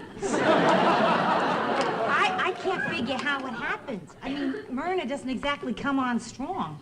Oh, well, that's her style. She plied him with her grammar. She flaunted her timidity. I didn't have a chance. You know, Ro, if you hadn't gone to high school with her, none of this would have happened. Oh, now just wait a minute. Wait a second. Don't go blaming me for this. I was a poor innocent person sitting in my apartment when this little red-headed girl comes in and asks to be my friend. Oh, well, you should have said no. Yes, I should have said no. But Ma brainwashed me to obey all short people. Yes. Yes, this is Carlton, your doorman.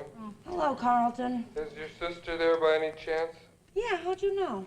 Well, about 5 minutes ago, she asked me to get her cab, and I did, and it's here now. Oh, well, just a second. Where you headed, Ro? Downtown. Can I give you a lift? Yeah. Good. I'll drop you. I'm continuing on my mercy missions. I gotta go down and see Charlie, see how he's feeling about what happened last night. Yeah, Carlton? Yeah, this is Carlton, your doorman. Uh-huh, yeah. Look, Carlton, tell the cabbie I'll be down like a couple of minutes, and would you please wait? Oh, yeah, he won't mind. I invited him in. We're just sitting here socializing. On second thought, we'll take the subway. I think that's wise.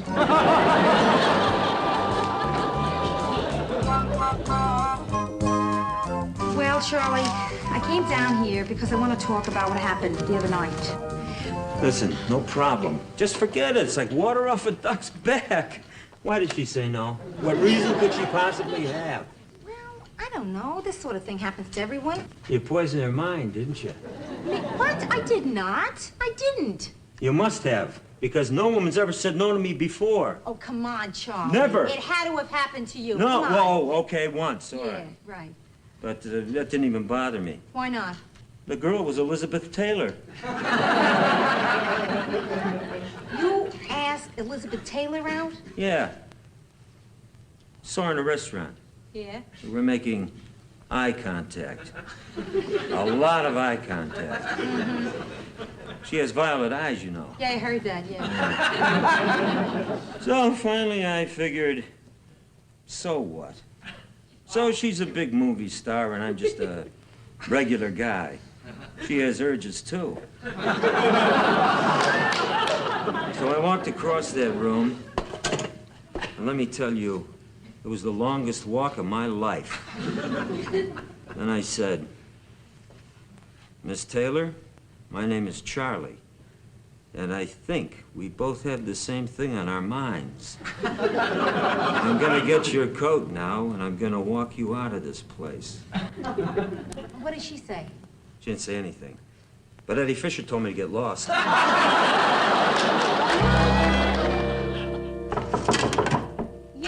come on in, Gren. Oh, hiya, Myrna. How are you?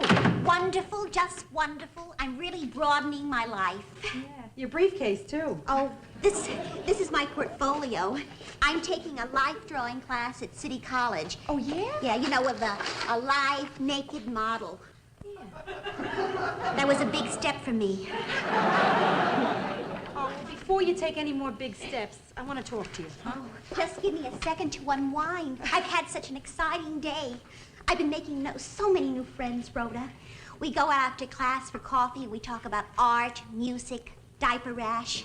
A lot of them are married. I see. Look, Myrna, we don't have a lot of time because I don't think you're going to want to hang around here. See, Charlie and Joe are out playing basketball. They'll come walking in here any minute. Oh, I don't mind. I mean, if I started avoiding every man I turned down, I'd just be avoiding Charlie. You know, he's the first date I ever turned down. He was your first? I could never say no to anyone who was nice enough to ask me out. Oh, Myrna, scoot over. Listen to me. I know how you feel. And I know how sensitive you are. I know it. And that's what makes it so tough. But sometimes, you know, sensitive people are insensitive to others. And here's the flash. You want to know what I found out? Yeah. Charlie has feelings, too. Oh, come on. Hiya, babe. Hi. Did the Knicks call? What? I thought they might have heard about that jump shot I just made. Hello, Charlie. I have to go. Yes, maybe I should too. Well, one of us better go first because we're not going together. Okay, you go. I'll stay. No, maybe we both should stay because according to Rhoda, you got the wrong idea about the other night. Maybe I did, maybe I didn't. What idea did you get? That you're nuts. I mean, you didn't go out with me, and we both know why. Oh, well, wait a minute. Just a second here. Myrna, did I ever say one word to you against Charlie? Charlie, Rhoda wouldn't do a thing like that. Well, then why wouldn't she go out with me? I'll tell you.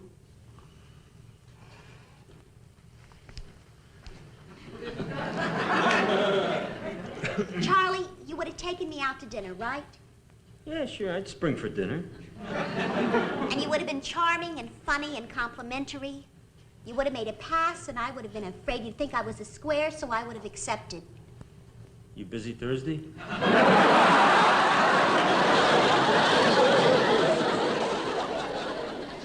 Then, being who I am, I would have fallen for you hard. And would you call again?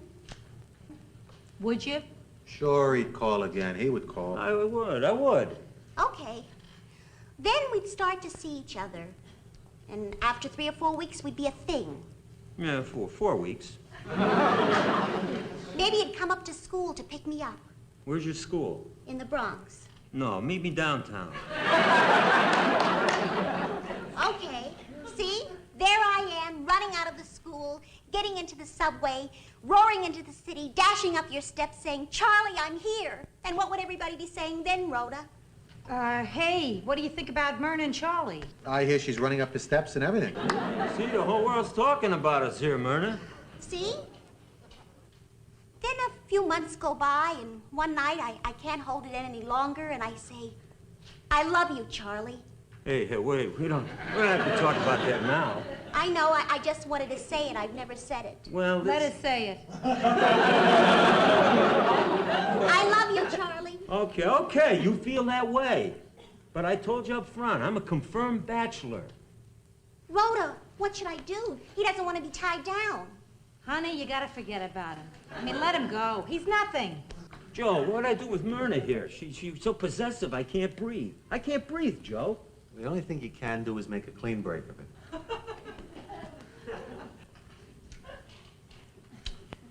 Myrna, I've been a bachelor all my life. I know how you feel. You're a wonderful girl, but I'm sorry, kid. I just don't want to get married. I want to thank you for your honesty, Charlie. And I've decided to leave New York and seek a teaching position in New Mexico. And that's why I won't go out with you.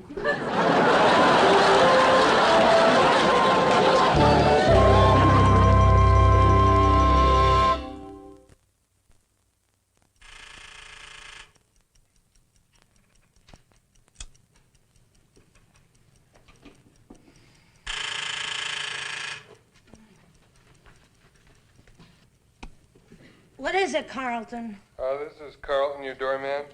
There's somebody down here who was giving me a sizable tip to put him in touch with you. Who is it? Carlton, your doorman. I mean, who wants to talk to me? Oh, who are you? Lenny Fiedler. Who is it, Carlton? I forgot.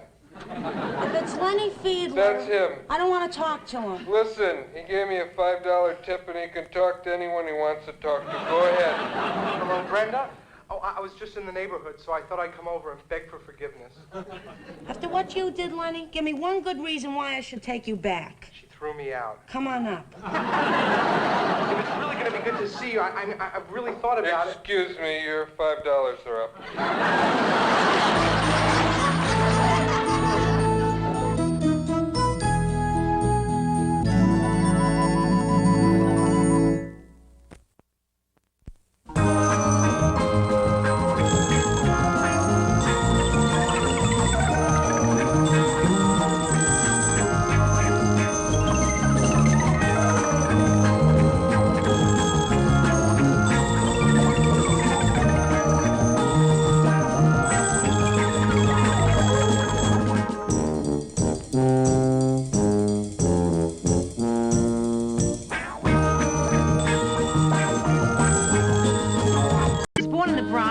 In December 1941. I've always felt responsible for World War II. The first thing I remember liking that liked me back was food. I had a bad puberty. It lasted 17 years. I'm a high school graduate. I went to art school. My entrance exam was on a book of matches. I decided to move out of the house when I was 24. My mother still refers to this as the time I ran away from home. Eventually, I ran to Minneapolis, where it's cold, and I figured I'd keep better. Now I'm back in Manhattan. New York, this is your last chance.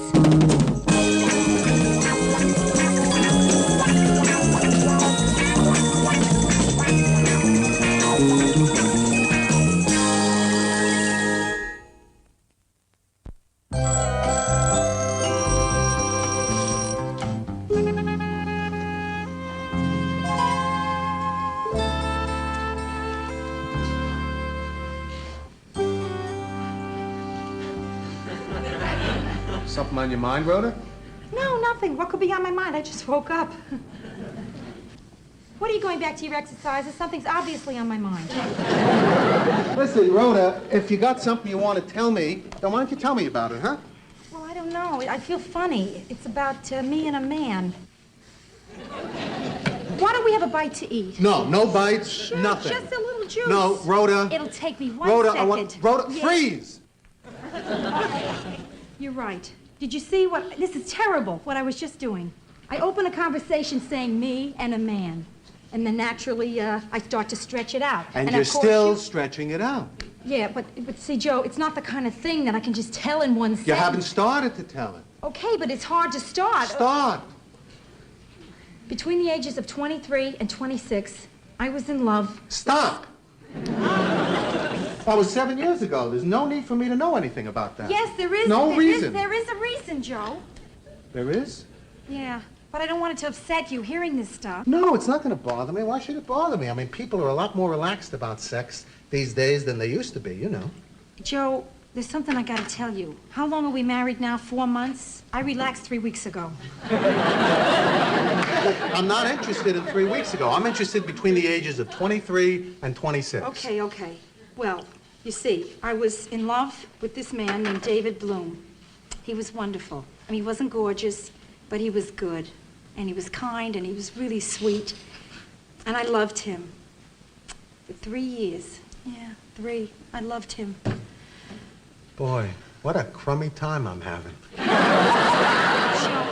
Then what? Oh, well then, you know, there comes that point that so either it happens or it doesn't. And it didn't. We didn't get married. That's right. You guys didn't, and we did. Right. So I don't see why we have to spend part of our marriage talking about David Bloom. Because David just recently called my mother looking for me. Yeah, I mean, he knew I'd moved back to New York, but he didn't know where I was living. So he called her, and he would really like to see me. Now, I don't know whether I'm going to see him or not. What do you think? Well, the way I see it, it's like this. I have 2 choices here. Either I do the reasonable, mature thing, or I'm honest. Listen, do whatever you have to do. But, Joe... I'll get it. Oh, no, I'll get it. I will get it. Just sit down, relax. You were exercising. Hello? Oh, hiya, Ma. It's Ma, Joe. You're kidding. David called again?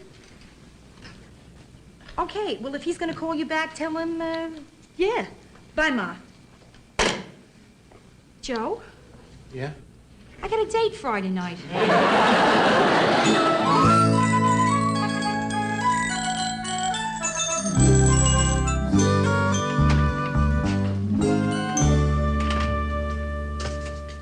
Hi, Alice. Hi, Joe. How's it going? Oh, pretty good. Joe, I think it's fantastic that you don't mind Rhoda's dating. She told me all about it. That's what I get for hiring one of my wife's friends. Look, Alice, Rhoda's simply going to dinner with an old friend. If I had been that martin about my marriage, maybe Eddie would never have divorced me. But why think dark thoughts? I know he's coming back. Wait a minute, I thought your husband remarried. I know a lot of people would have given up when that happened. But not me, Joe. Because I know that someday he's going to walk in that door with a can of tuna fish and ask me to make my tuna casserole. I'll just act like nothing's happened. I won't even ask him what kept him. I'll hear his key and the lock. Wait a minute. Alice, what are you talking about, key in the lock? You moved since your divorce. I changed my door, but I kept my lock. I know he's out there, Joe. He just had to get a few wild oats out of his system. I mean, it's only been 3 years. Maybe that's him now. Joe, come in. Oh, Brenda. Hi, Brenda. Hi. So, Alice, how do you like your new job? Oh, it's okay. Oh, I love it. Oh, Bren, what's going on? Well, I need this letter of recommendation for a job I'm applying for that I'm not going to get. And it's at this very classy bank on Fifth Avenue. You know, they don't even put chains on their pens. Anyway, I thought maybe you could write this letter of recommendation for me. Oh, sure. Why don't you sit down, type out anything you want, and I'll sign it for you, okay? Okay, great. You know, I would have written it at the bank, but I couldn't find a pen. So, listen, Brenda, are you busy tonight? Oh, yeah, kind of. Got a date. Oh, yeah? Who with? Rhoda. I'm going with her to meet David. Oh, you're going with her. Of course, of course. You probably knew him back then, too, didn't you? Oh, sure. You know, I even had a semi-crush on him. You did? Mm-hmm. Oh. Tell me, what's the guy like, anyway? huh? Oh, I don't know, Joe. I mean, he was an older guy. Yeah, but you were a kid then, and to a kid, everybody looks older. Oh, no, not David. David always looked old. Well, not old. He always looked 37. Joe, you're not nervous about this thing, are you? Oh, no. Yeah, well, you shouldn't be, you know. No, I'm not. I mean it. I mean, you are terrific. Hey, Joe, don't do my number on yourself. I mean, you are terrific. Come on. You want, hey, you want me to write one of these letters for you? To whom it may concern, Joe is aces. You're sweet. Let me hear your letter about yourself. All right. Brenda Morgenstern is one of the pleasantest Rhodes scholars I've ever met. Though busy nights in her laboratory, she still finds time during the day to continue her hobby, translating French literature into Russian. And she dates as often as she likes. Brenda, nobody's going to believe that. Yeah, you're right. I'll take out that dating part.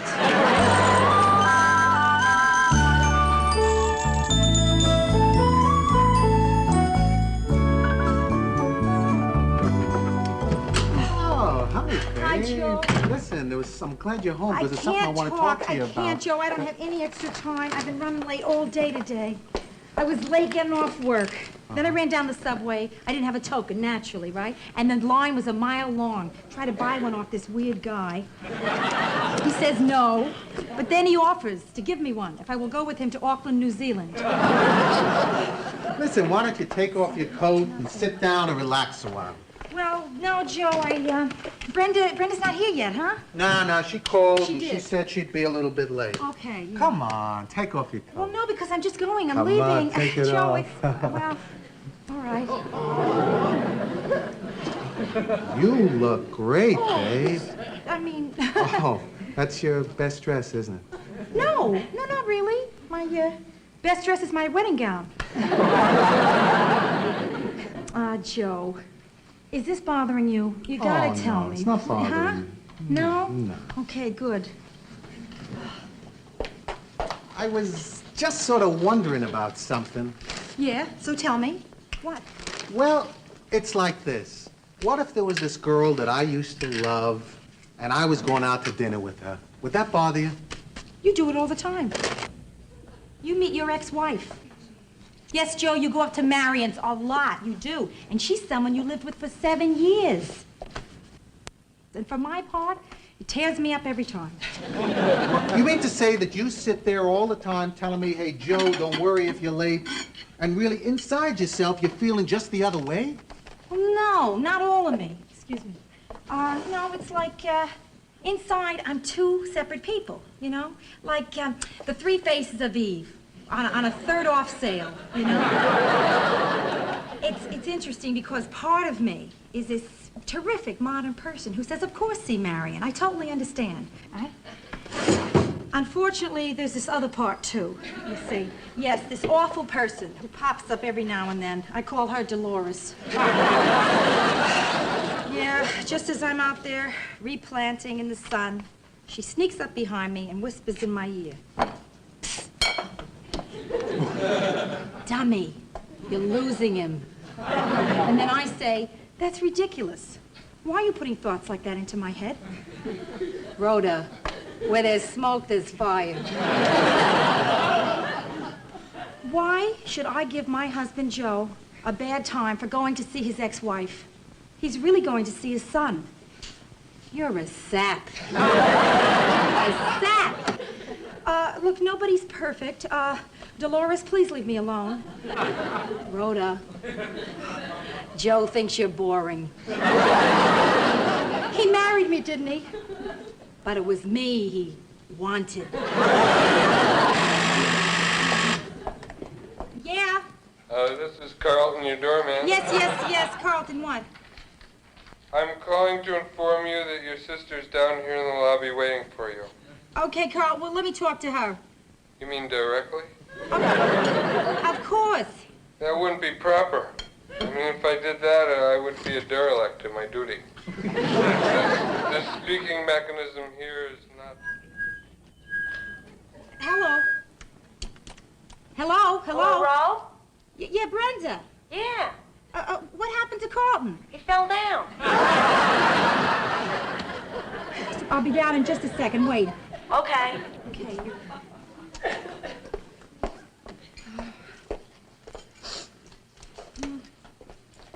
Okay, Joe, I guess this is it, huh?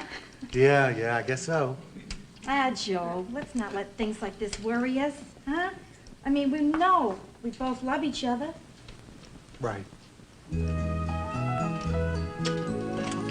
Oh, one more thing. Yeah. Rhoda, before you go on your date, will you do me a favor? Sure. Leave Dolores here.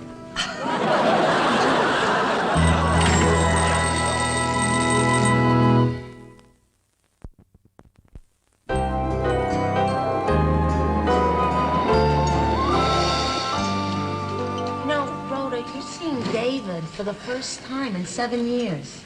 Explain how come you want me here, aside from the fact that I'm such pleasant company. Well, if it's awful, you know, in case. I mean, if it's a wrong decision, Brenda, it's going to help a lot if you're here. I'll do it for you sometime. I'll go with you when you're feeling awkward. With me, that's kind of a 24-hour job. Besides, maybe you won't have to stay, you know. I mean, if it's going good, I'll signal. You know, we'll be Annette Funicello and Sandra D. I'll knock over the salt shaker and then toss some over my shoulder, and then you'll know to make an excuse and leave. All right? Okay, it's a deal. Sounds good.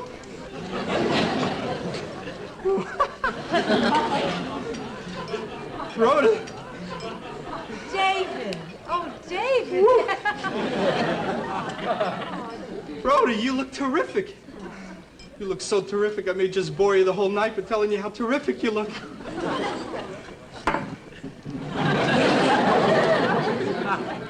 Brenda, is that you? So you're gonna stay and have dinner with us, huh?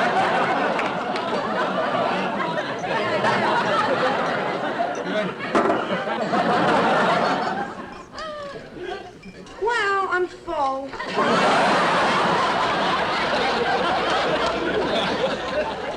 I'll see you guys later. Oh, yeah? Yeah. It was nice seeing you. Do you really have to leave? Yeah, you know, me, my whims. Bye. You used to do that signal with sugar. These days, it's too expensive. Rhoda, this is gonna be the longest dinner in history. We got 7 years of our lives to tell each other. I know, yeah. You go first. Okay. I'm married. Now you go. You're married, that's why I'm here. The second I heard you were married, I had this crazy idea in my head that you were the one person in the world I had to talk to. See, I'm thinking of getting married myself. Yeah, I got myself a girl and everything. But I was thinking, Rhoda, I wanted to ask you, what's it like? Oh, boy, that's a tough question, David. I mean, marriage is different things to different people. To me, it's the knowledge that in my whole life, I'll never have to take another summer next. No, David, you're thinking about getting married. What else? What are you afraid of? I don't know.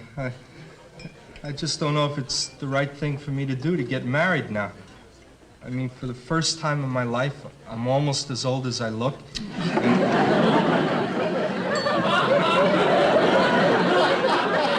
know what I mean? Yeah. I finally got myself a pretty good job and... Oh, yeah? Really? What are you doing? Well, there's a problem there. See, it's very difficult for me to talk about what I do. Yeah? Because I feel as if I should sound very dignified when I talk about what I do. But I've only been doing it for 6 months now, so I haven't gotten the dignity down yet. Well, what do you do? I'm a judge! Of the New York State Supreme Court. You're a judge? I swear. It's incredible. I never knew a judge Me before. Oh, David, what's it like? Oh, it's wonderful, Rhoda. Let me tell you. I love being called Your Honor. I love my robes, and I love my gavel, and I love my 7-foot-high bench. You measured it. You betcha. And Rhoda, let me tell you, sometimes when I get dressed in my room, it's called chambers, see? Yeah, chambers, yeah. And I see this little ordinary guy put on some robes, and he turns right into a judge. David Bloom. Wow, terrific. But I still haven't heard any arguments against marriage. I mean, you have a nice age now. You're in balance there. And you have a very good job. How about your girl? Huh? Yeah, tell me about it. What's she like? What's she like? Yeah. Well, the big thing about Michelle is she's young, Rhoda. Yeah? She's very young. Oh, how young? She's so young, I haven't asked her how young she is. David, listen, I gotta tell you straight out, I don't think your decision could possibly rest on the girl's age. I mean, there's a very basic question here. Do you love her? Yeah, I do. What do you love about her? Her age. I love her ankles, her neck, everything. Don't embarrass me, huh, Rhoda? David, I get the feeling you've already decided what it is you're gonna do. You just haven't said it. Rhoda, I'm gonna get married. If she'll have me. And I think she'll have me. Because she's been telling me if we don't get married, she'll leave me. Oh, I can't take this restaurant anymore. Let's get out of here, huh? Yeah. What do you think? I got a limousine outside. You do? With a chauffeur in it. Wow. Things have changed for us, Oh, Rhoda. have they ever? That's true. What do you say we take a limousine ride through the old neighborhood? The old neighbor? Oh, come on. Really? David, me in a chauffeur-driven limousine going up the Grand Concourse? Listen, it's too childish. Really. Do you think the chauffeur would mind if I rode on the hood? Looking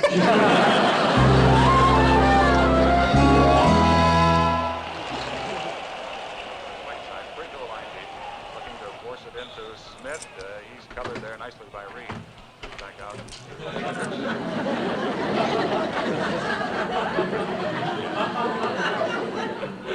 And that 24-second clock. Now to Harrison. Hello, Joe. Hi,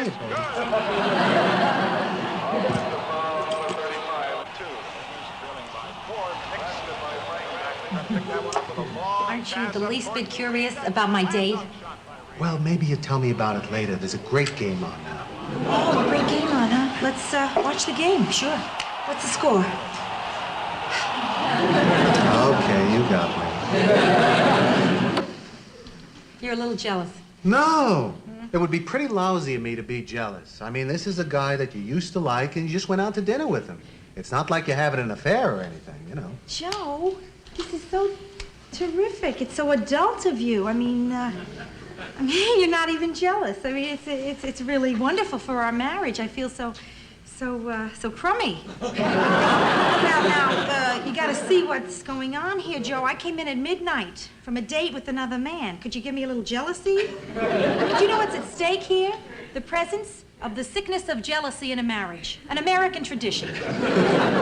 No, I mean, I feel terrific. I'm sorry, but I just feel great about the way I'm reacting. I'm really happy about it. I want you to be happy about it, too. How can you be totally not jealous? Because I know you're crazy about me. Aha!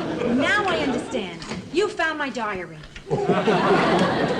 No, come on. You know what I'm saying. Yeah, I do.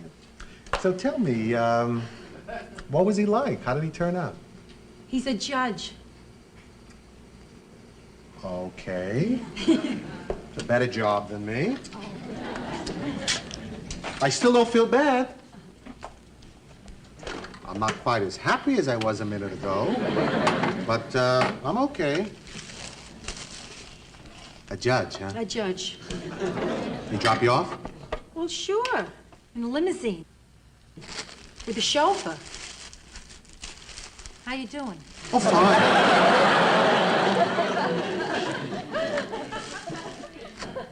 Want something to eat? Oh, no, thanks. Sure? Yeah. Okay. Wait a minute. If you just ate, how come you're hungry?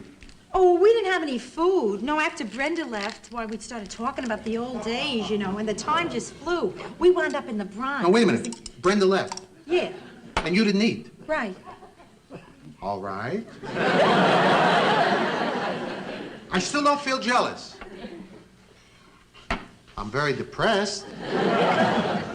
My will to live isn't quite what it was an hour ago. But, no, I'm okay. So, tell me, how do you feel about him after not seeing him all these years? Joe, I love him. Oh, and you will, too. I am so glad tonight happened, Joe. I gotta tell you, because it proved to me something I'd always hoped, that when you've once loved somebody, you always love them, in a way.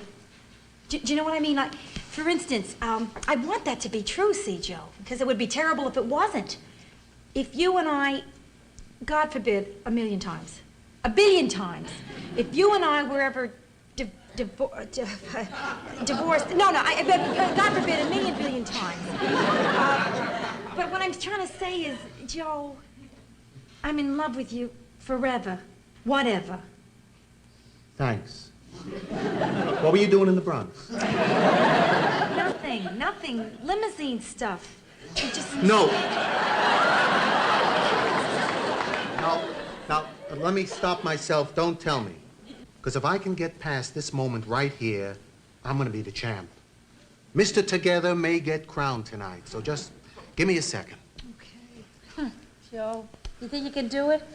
I'm not sure. Maybe.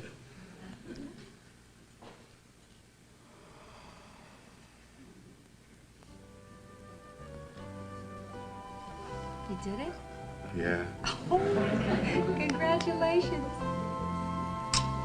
Hey, champ, let's go to bed.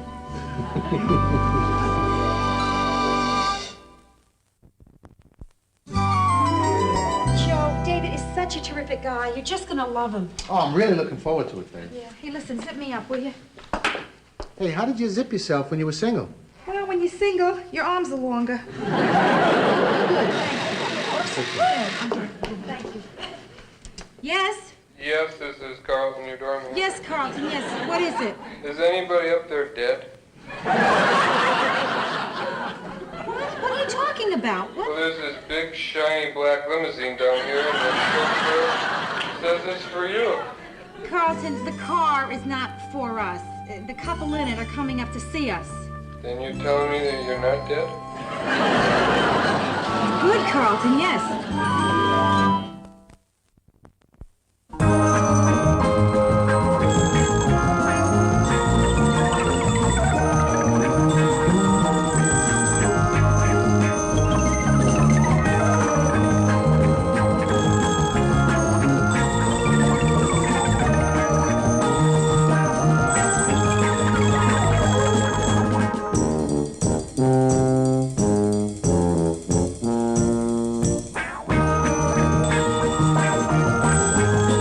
December 1941. I've always felt responsible for World War II. The first thing I remember liking that liked me back was food. I had a bad puberty. It lasted 17 years. I'm a high school graduate. I went to art school. My entrance exam was on a book of matches. I decided to move out of the house when I was 24. My mother still refers to this as the time I ran away from home. Eventually, I ran to Minneapolis, where it's cold, and I figured I'd keep better. Now I'm back in Manhattan. New York, this is your last chance.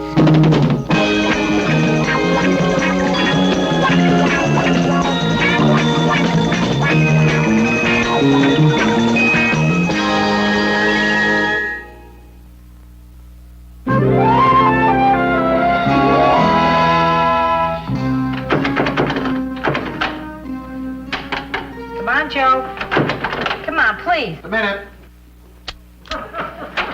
It's all yours. Oh, thank you.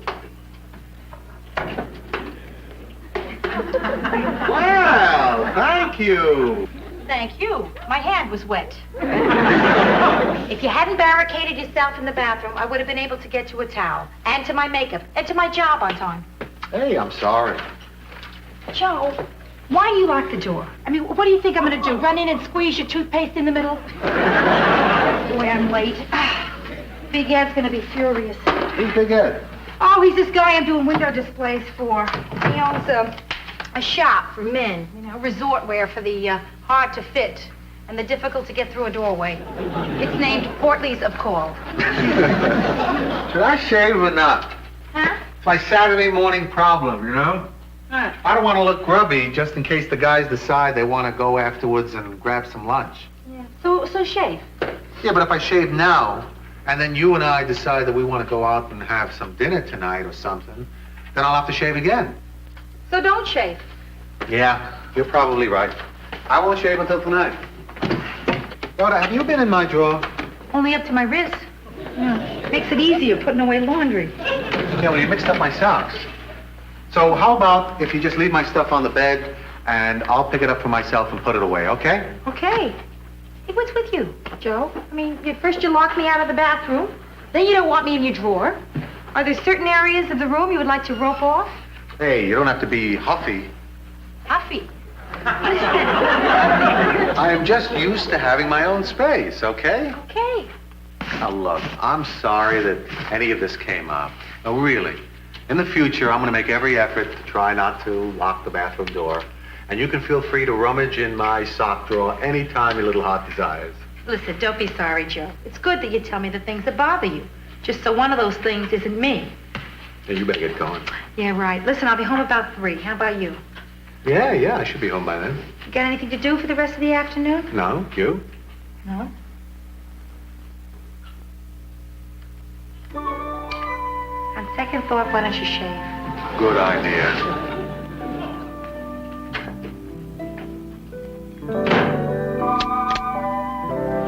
Locking the door to shave?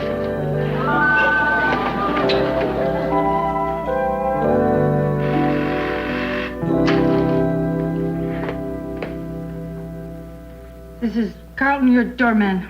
Wait a minute. This is Carlton, your doorman. I know, Carlton. I was just making a little joke. Please don't do that. I'm walking a very thin line down here.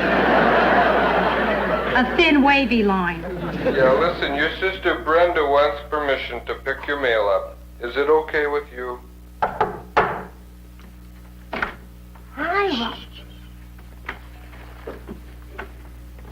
Hi, Carlton? Yes. Listen, I think I would rather pick up my own mail myself. Oh, okie dokie. I'll tell her.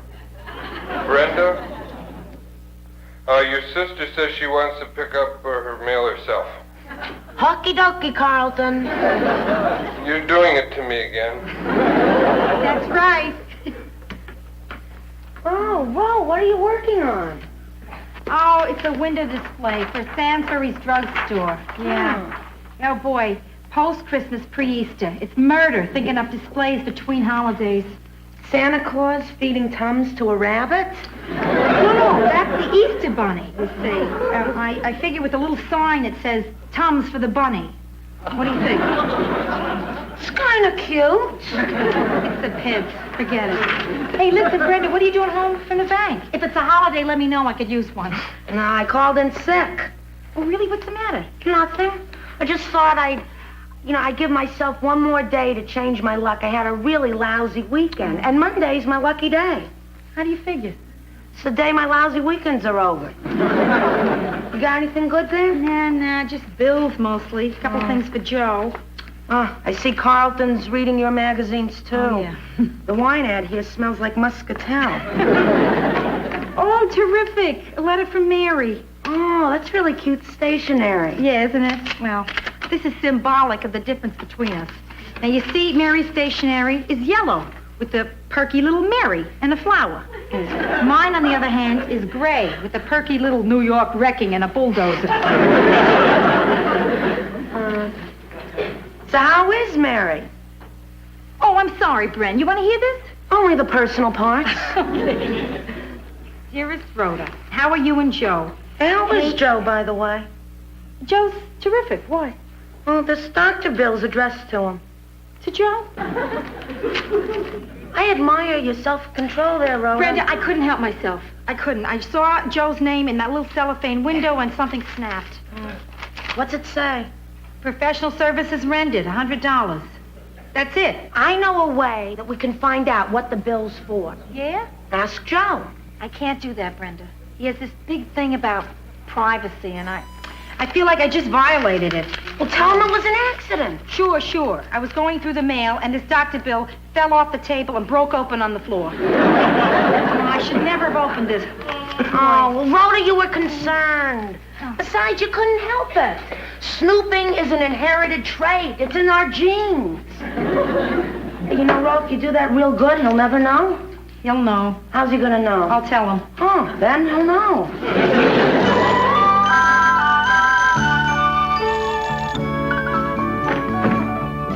Hi, man. Hiya. Hi. How you doing? So far, not sensational. Oh, you still working on that drugstore window, huh? Yeah. I'm using the mannequins from my Christmas in foreign land. And I've changed it to headache, neuritis, and neuralgia around the world. Forget it. Oh. You know, we just started knocking down that church, Yeah. and the minister put up this sign in front that says, God is not dead, he just moved to 1313 West 6th Street.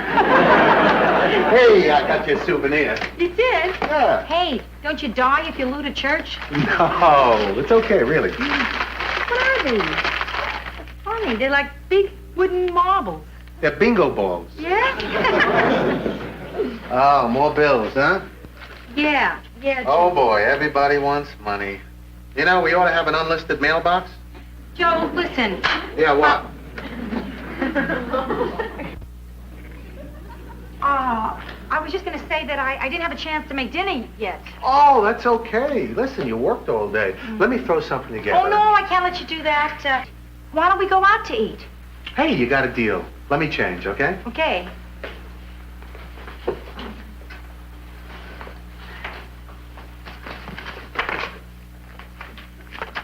Wexler. Woman.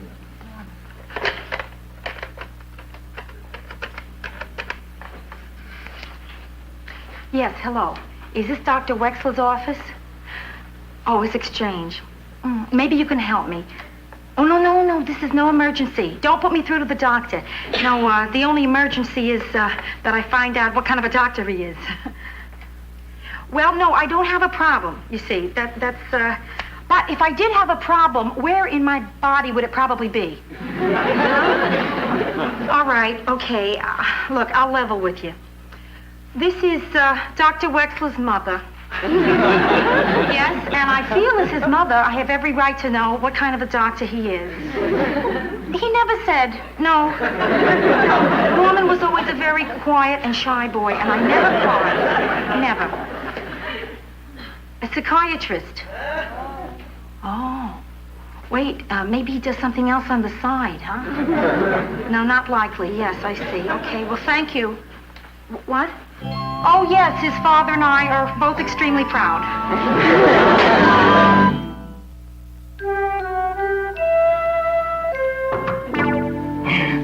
Come on in, Ro. Hi. Hi. Brenda. God sure works in mysterious ways. You know, I knew I shouldn't have pretended I was sick, because now I really am. Oh. Listen, can I get you something? No, it's just a sore throat. You know, Ma told me to wrap a wool sock around my neck and hold honey in my throat. Listen, the weird thing is, that works. I know, but I didn't have any. What about pantyhose and grape jelly? I'll make you some hot tea. You and Joe go to the movies tonight? Yeah. How'd you know? You got gum on the back of your pants. Oh. Yeah, I always get gum on the back of mine in the movies, too. How about that? I wish people would learn to put the gum under their seats like they're supposed to. So, did you ask Joe about the doctor thing? Oh, Brenda, I was just about to. You know, when he was going through the bills. Then he gets to the doctor's letter, and he quickly puts it in his pocket, like he doesn't want me to see it. What are you gonna do? I already did it. I called up Dr. Wexler's office, and I found out what he is. What? A psychiatrist. Oh, I am so relieved. Relieved? I can't believe it. I thought Joe was so, healthy, so normal. A lot of healthy, normal people go to psychiatrists. Yeah. A lot of people go that you'd probably never think went. Not even in a million years. Like who? Well, like me. You went? Why? Ma sent me. She did? Yeah. But she doesn't know that she sent me. Oh. Well, are you still going? No. No, but one thing that the shrink said really helped me. He said, and I quote, "People are the only animals that make themselves sick trying to be something they're not. Turkeys do not strive to be eagles, nor do eagles strive to be turkeys." You needed him to tell you that? Well, I'm not striving to be an eagle anymore. Now I have this irrational fear of Thanksgiving.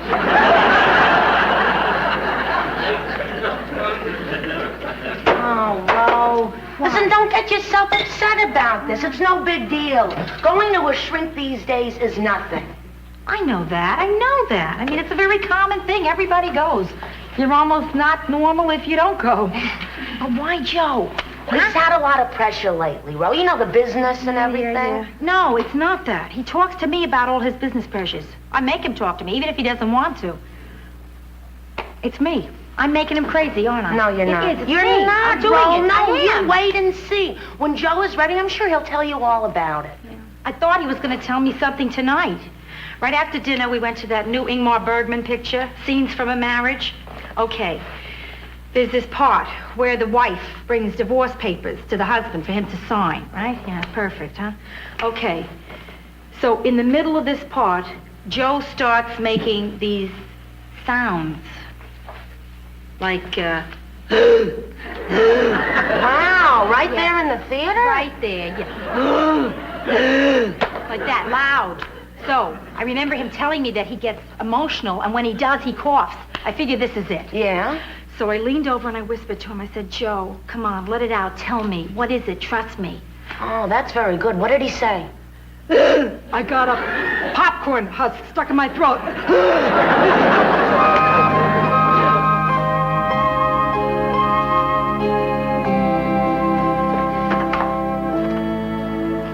Joe? Just a minute. Take your time.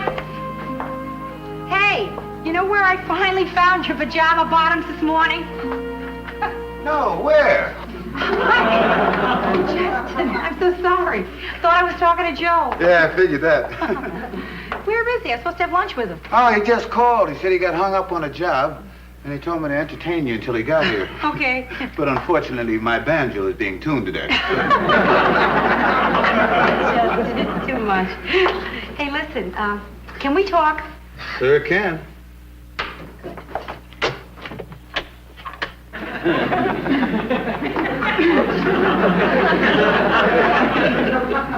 Talk about what? Oh, I don't know. Business, sports. Whether you have noticed Joe acting funny lately? No, I haven't, Rhoda. Matter of fact, the only person I've noticed acting funny lately is you. What do you mean? Were you locking the doors and stuff? Oh, well, I just did that so Joe doesn't walk in and hear what we're talking about. Well, I'm not quite sure I want to hear what we're talking about now. Listen, don't get nervous. Thank you. I just have one question here. Justin, have you noticed, well, I mean, has Joe seemed troubled lately? Hey, Rhoda, you see, I have this policy. I don't stick my nose into people's business, and they don't stick their fist into my nose. Justin, listen to me. I'm not asking you to betray a confidence or anything like that. I just figure you're around him all day, and maybe there was something that he said or something he did. Let me tell you about my wife. You see, lately, Denise has been putting on weight. Now, I mean, putting it on. Huh? And I think maybe she's pregnant. But she hasn't said anything, so I don't ask. But I sure hope she's pregnant. Because she sure is getting fat. You see there? As much as you want to know if Denise is pregnant, thank you. That's how much I want to know what's bothering Joe. Yeah, but see, the difference, Rhoda, is you can ask Joe. Well, I mean, just stop and think. How would it sound if I said, Listen, Denise, sweetheart. Lately, I've noticed that you've been looking a little pregnant. And I want to know whether you are or not. Now, if she is, then it's cool. But if she ain't... Right. I got you. Right. Just a minute. Oh, there. Oh, how come the door was locked? I was practicing privacy. Thought maybe my mother would come barging in. Hey, I'm sorry that I'm late, but I got hung up on the job, and I tell you, I'm running behind. I don't think we'll be able to make lunch today. Oh, Joe, that's okay. I don't care about lunch. You know, I really just want to talk to you about something. Well, can we do it tonight? Sure. I gotta wash up, and I will Right. see you tonight. Okay, kid? Joe. Right, up. fine. Justin, why does Joe lock the door? Rhoda, why is Denise getting fat? Gotcha.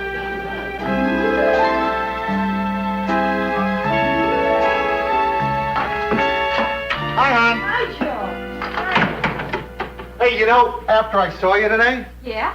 well, we got that small hotel job I was bidding on. Oh. Came in just in time. Oh, yeah. Terrific. That's really great. Huh? So you're feeling pretty okay, huh? Oh, I'm feeling great. Yeah? No pressures? No, Well, marvelous. then let's have a glass of wine, huh? Oh, great. So, tell me, what'd you do today?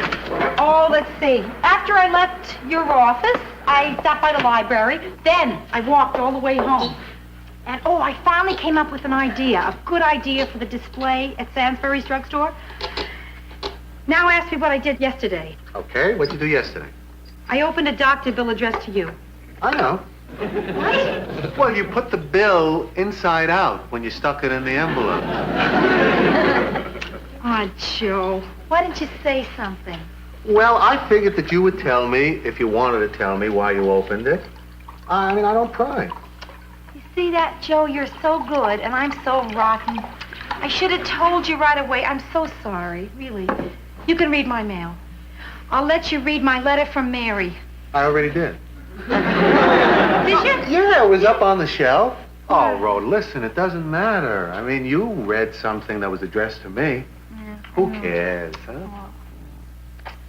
Yeah. And who cares if Wexler is a psychiatrist? You know? Yeah, Joe, listen, I was so worried when I saw that bill was from a doctor. I thought you were keeping something from me. I was. What were you keeping from me?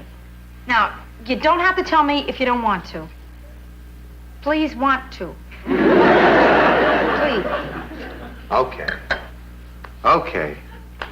It was when my marriage to Marion was breaking up, we decided that we should seek outside help. So we went to see an outsider, Dr. Wexler. And he listened to our problems, and he seemed to zero right in on the major difficulty of our relationship, Which was? that we were both married to each other. Well, what do you and Wexler think about us? Well, I didn't go see him about us. Well, I mean, not just about us. Maybe about us. Yeah. Oh, this isn't easy. You're telling me? My hands haven't sweated so much since I tried out for cheerleader. I was the only kid whose pom-poms ran. You see, I just had to talk things out with Wexler. Yeah, last time you talked things out with Wexler, you got a divorce. Well, having been through one bad marriage, I had my doubts. And here I was, finding myself in another marriage, and a great marriage, and I was just afraid that I was going to blow it. Joe, I thought it was me, maybe. Well, what Dr. Wexler did also. He did. Well, he likes me. Now, look, I just have to admit that it's not easy to adjust to you. You're so giving, you're so affectionate, I can change. Listen, I began to think that something was wrong with me because I couldn't be as open as you were. Joe, I can't tell you what I've been going through, the fears. I mean, I really thought it was something I had done or was doing or... Joe, are you telling me that you went to a psychiatrist because there's something good about me? Yeah, I guess so, sure. Are you still going? No, I just went twice. It seems silly to pay him $50 an hour just to tell him that I love you. Well, if you have to tell someone, I have an hour free. Step into my office. Okay. Reasonable rates. Okay wine. Okay. Terrific hors d'oeuvres. Rhoda, Yeah, Joe? come in here a minute. How can I? The door is locked. Try it.